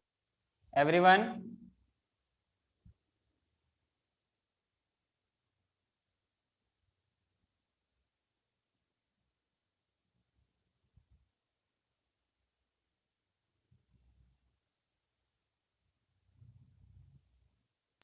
Sir, done. आगे बढ़ूं क्या? Yes, sir.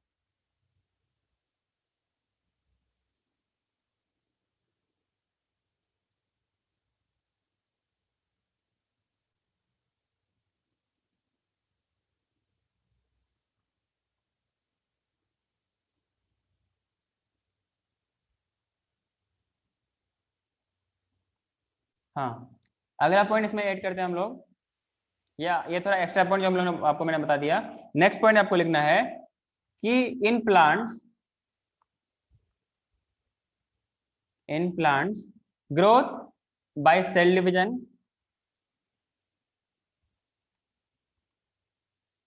growth by cell division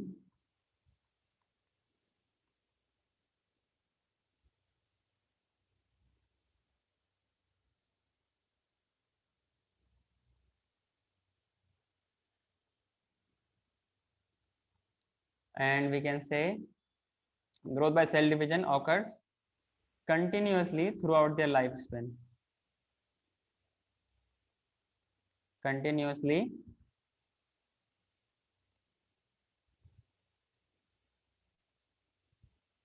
throughout their life span. Life span का मतलब क्या? The period of life from birth to death, उसको क्या बोलते हैं? लाइफ स्पेन बोलते हैं। क्लियर क्या? अरे हाँ कि ना?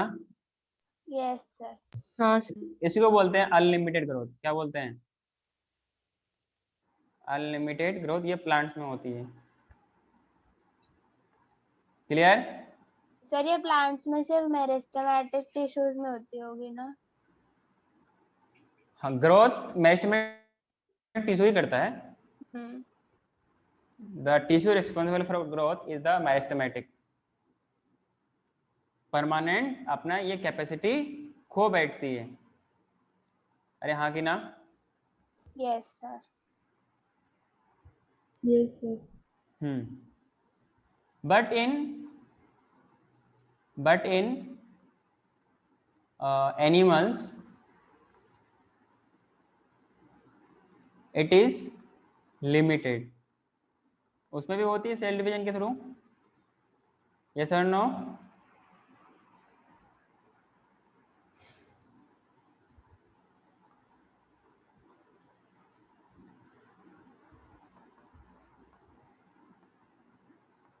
लेकिन इसमें क्या होती है? इंजर्ड और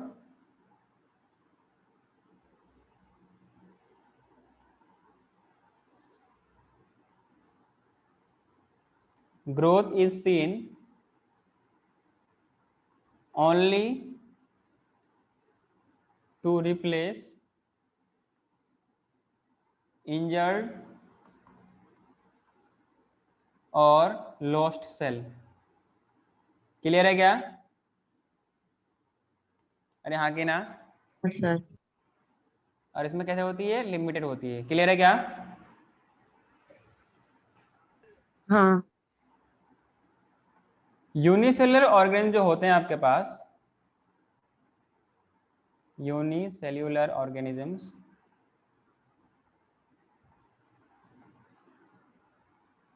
दे grows by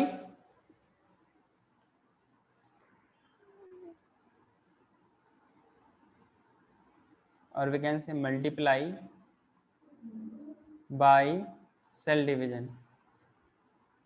multiply by cell division. तो क्लियर है क्या आप लोगों को? हाँ sir.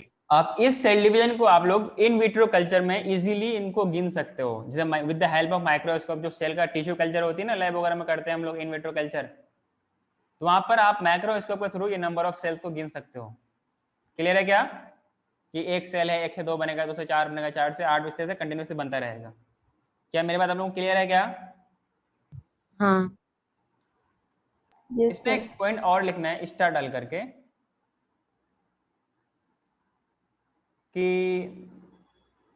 reproduction as well as growth are the inclusive event in unicellular organism। क्या आप इस बात से सहमत हैं क्या? हाँ कैसे? क्योंकि जब सेल डिवाइड करता है तो 1 से 2 सेल्स बनाता है, तो वो रिप्रोडक्शन भी है और सेल डिवीजन भी है। पक्का? हाँ Yes, sir. जैसे अमीबा। हाँ।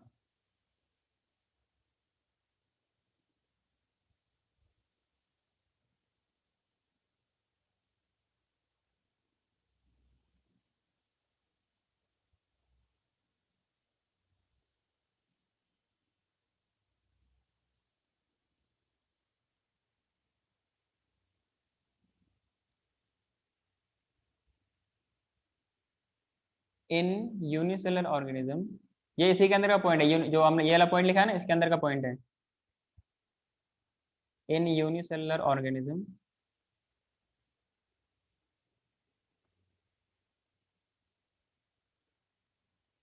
growth and reproduction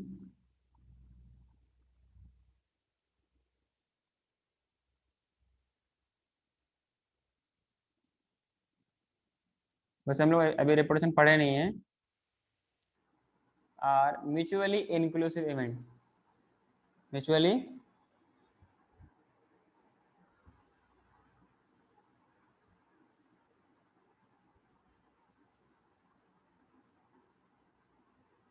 mutually inclusive events. Is it clear? अरे हाँ कि ना? हाँ। आगे बढ़ूं? हाँ sir.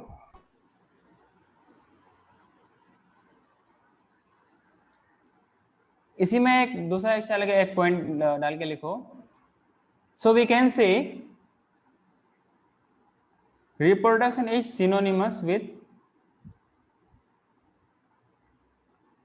reproduction is synonymous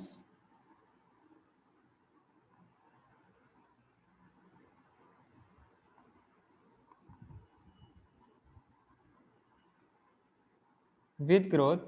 clear है क्या? as increase number of cells। बोलो ना।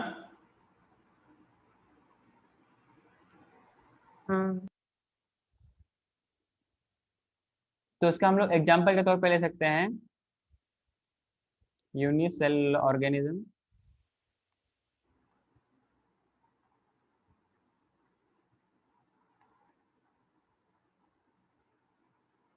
लाइक बैक्टीरिया, और बोलो अमीबा, शिंदे और आर्यस। आपको क्या समझ में आ रहा है? Yes sir. हाँ सर। कोई दिक्कत तो नहीं है? No sir. पक्का? हाँ sir. We can say unicellular अलगा।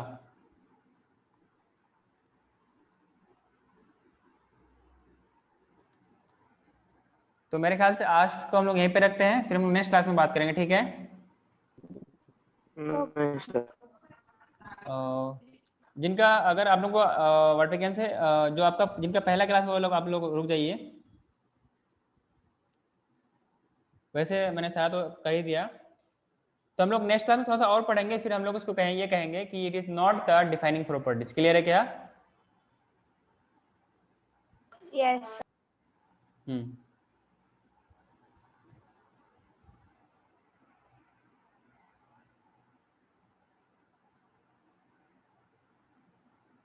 आर्यश, रोचिन, शिंदे, बेटा आप लोग को कोई दिक्कत है इसमें बताओ। नहीं सर। नहीं सर। और नोट्स में आपको शेयर पूरा मैं कंप्लीट दोबारा रिकॉल करूं, या फिर मैं आपको दोबारा मतलब कैसे क्या करना है बताओ? क्या मतलब सर? कि जो पिछले क्लास में से जो थर्सडे में क्लास हुई थी अपनी, ये सारा चीज मुझे टेक्सट में हुआ था। मैंने जो मैंने आज रिकॉल किया, जो इनिशियली मैंने आधा घंटे में जो मैंने बात किया, वो सारा चीज पिछले क्लास में पढ़ाया गया था। Okay sir. तो नोट शेयर करने से हो सर जाएगा वो आपका? समझा। हाँ हाँ हाँ सर, नोट शेयर करने से हो जाएगा। टेक्सोनोमी था उसमें, सिस्टमेटिक्स था, मतलब कि जो पिछले क्लास में मैंने बोला था वो 1-1.5 घंटे में, वो मैंने पूरे उस इनिशियल टाइम में मैंने आपको रिकॉल कर दिया है, ठीक है? Yes sir. अब भी कोई डाउट है तो आप हाँ मुझे सर। बोलो। अब भी कोई अगर डाउट है तो बोलो। नहीं सर। चलेगा? हाँ सर। अभी तो नहीं है। Yes sir. मैं सवाल करूँगा, सवाल का जवाब मिलेगा मुझे क्या? क्या सर? जब मैं कुछ क्वेश्चन करूँगा उनका मुझे जवाब मिलेगा? हाँ yes sir. Sir. Thank you, thank you. Bye. और बाय एनसीईआरटी सर। अच्छे से पढ़ना है, ठीक है? हाँ। एनसीईआरटी यस नहीं है, सर। एनसीईआरटी ले लो। एनसीईआरटी आपको बायोलॉजी के लिए एनसीईआरटी बहुत मस्ट है, ठीक है ना? एनसीईआरटी का हर एक लाइन आपको अच्छे से आनी चाहिए। Thank you.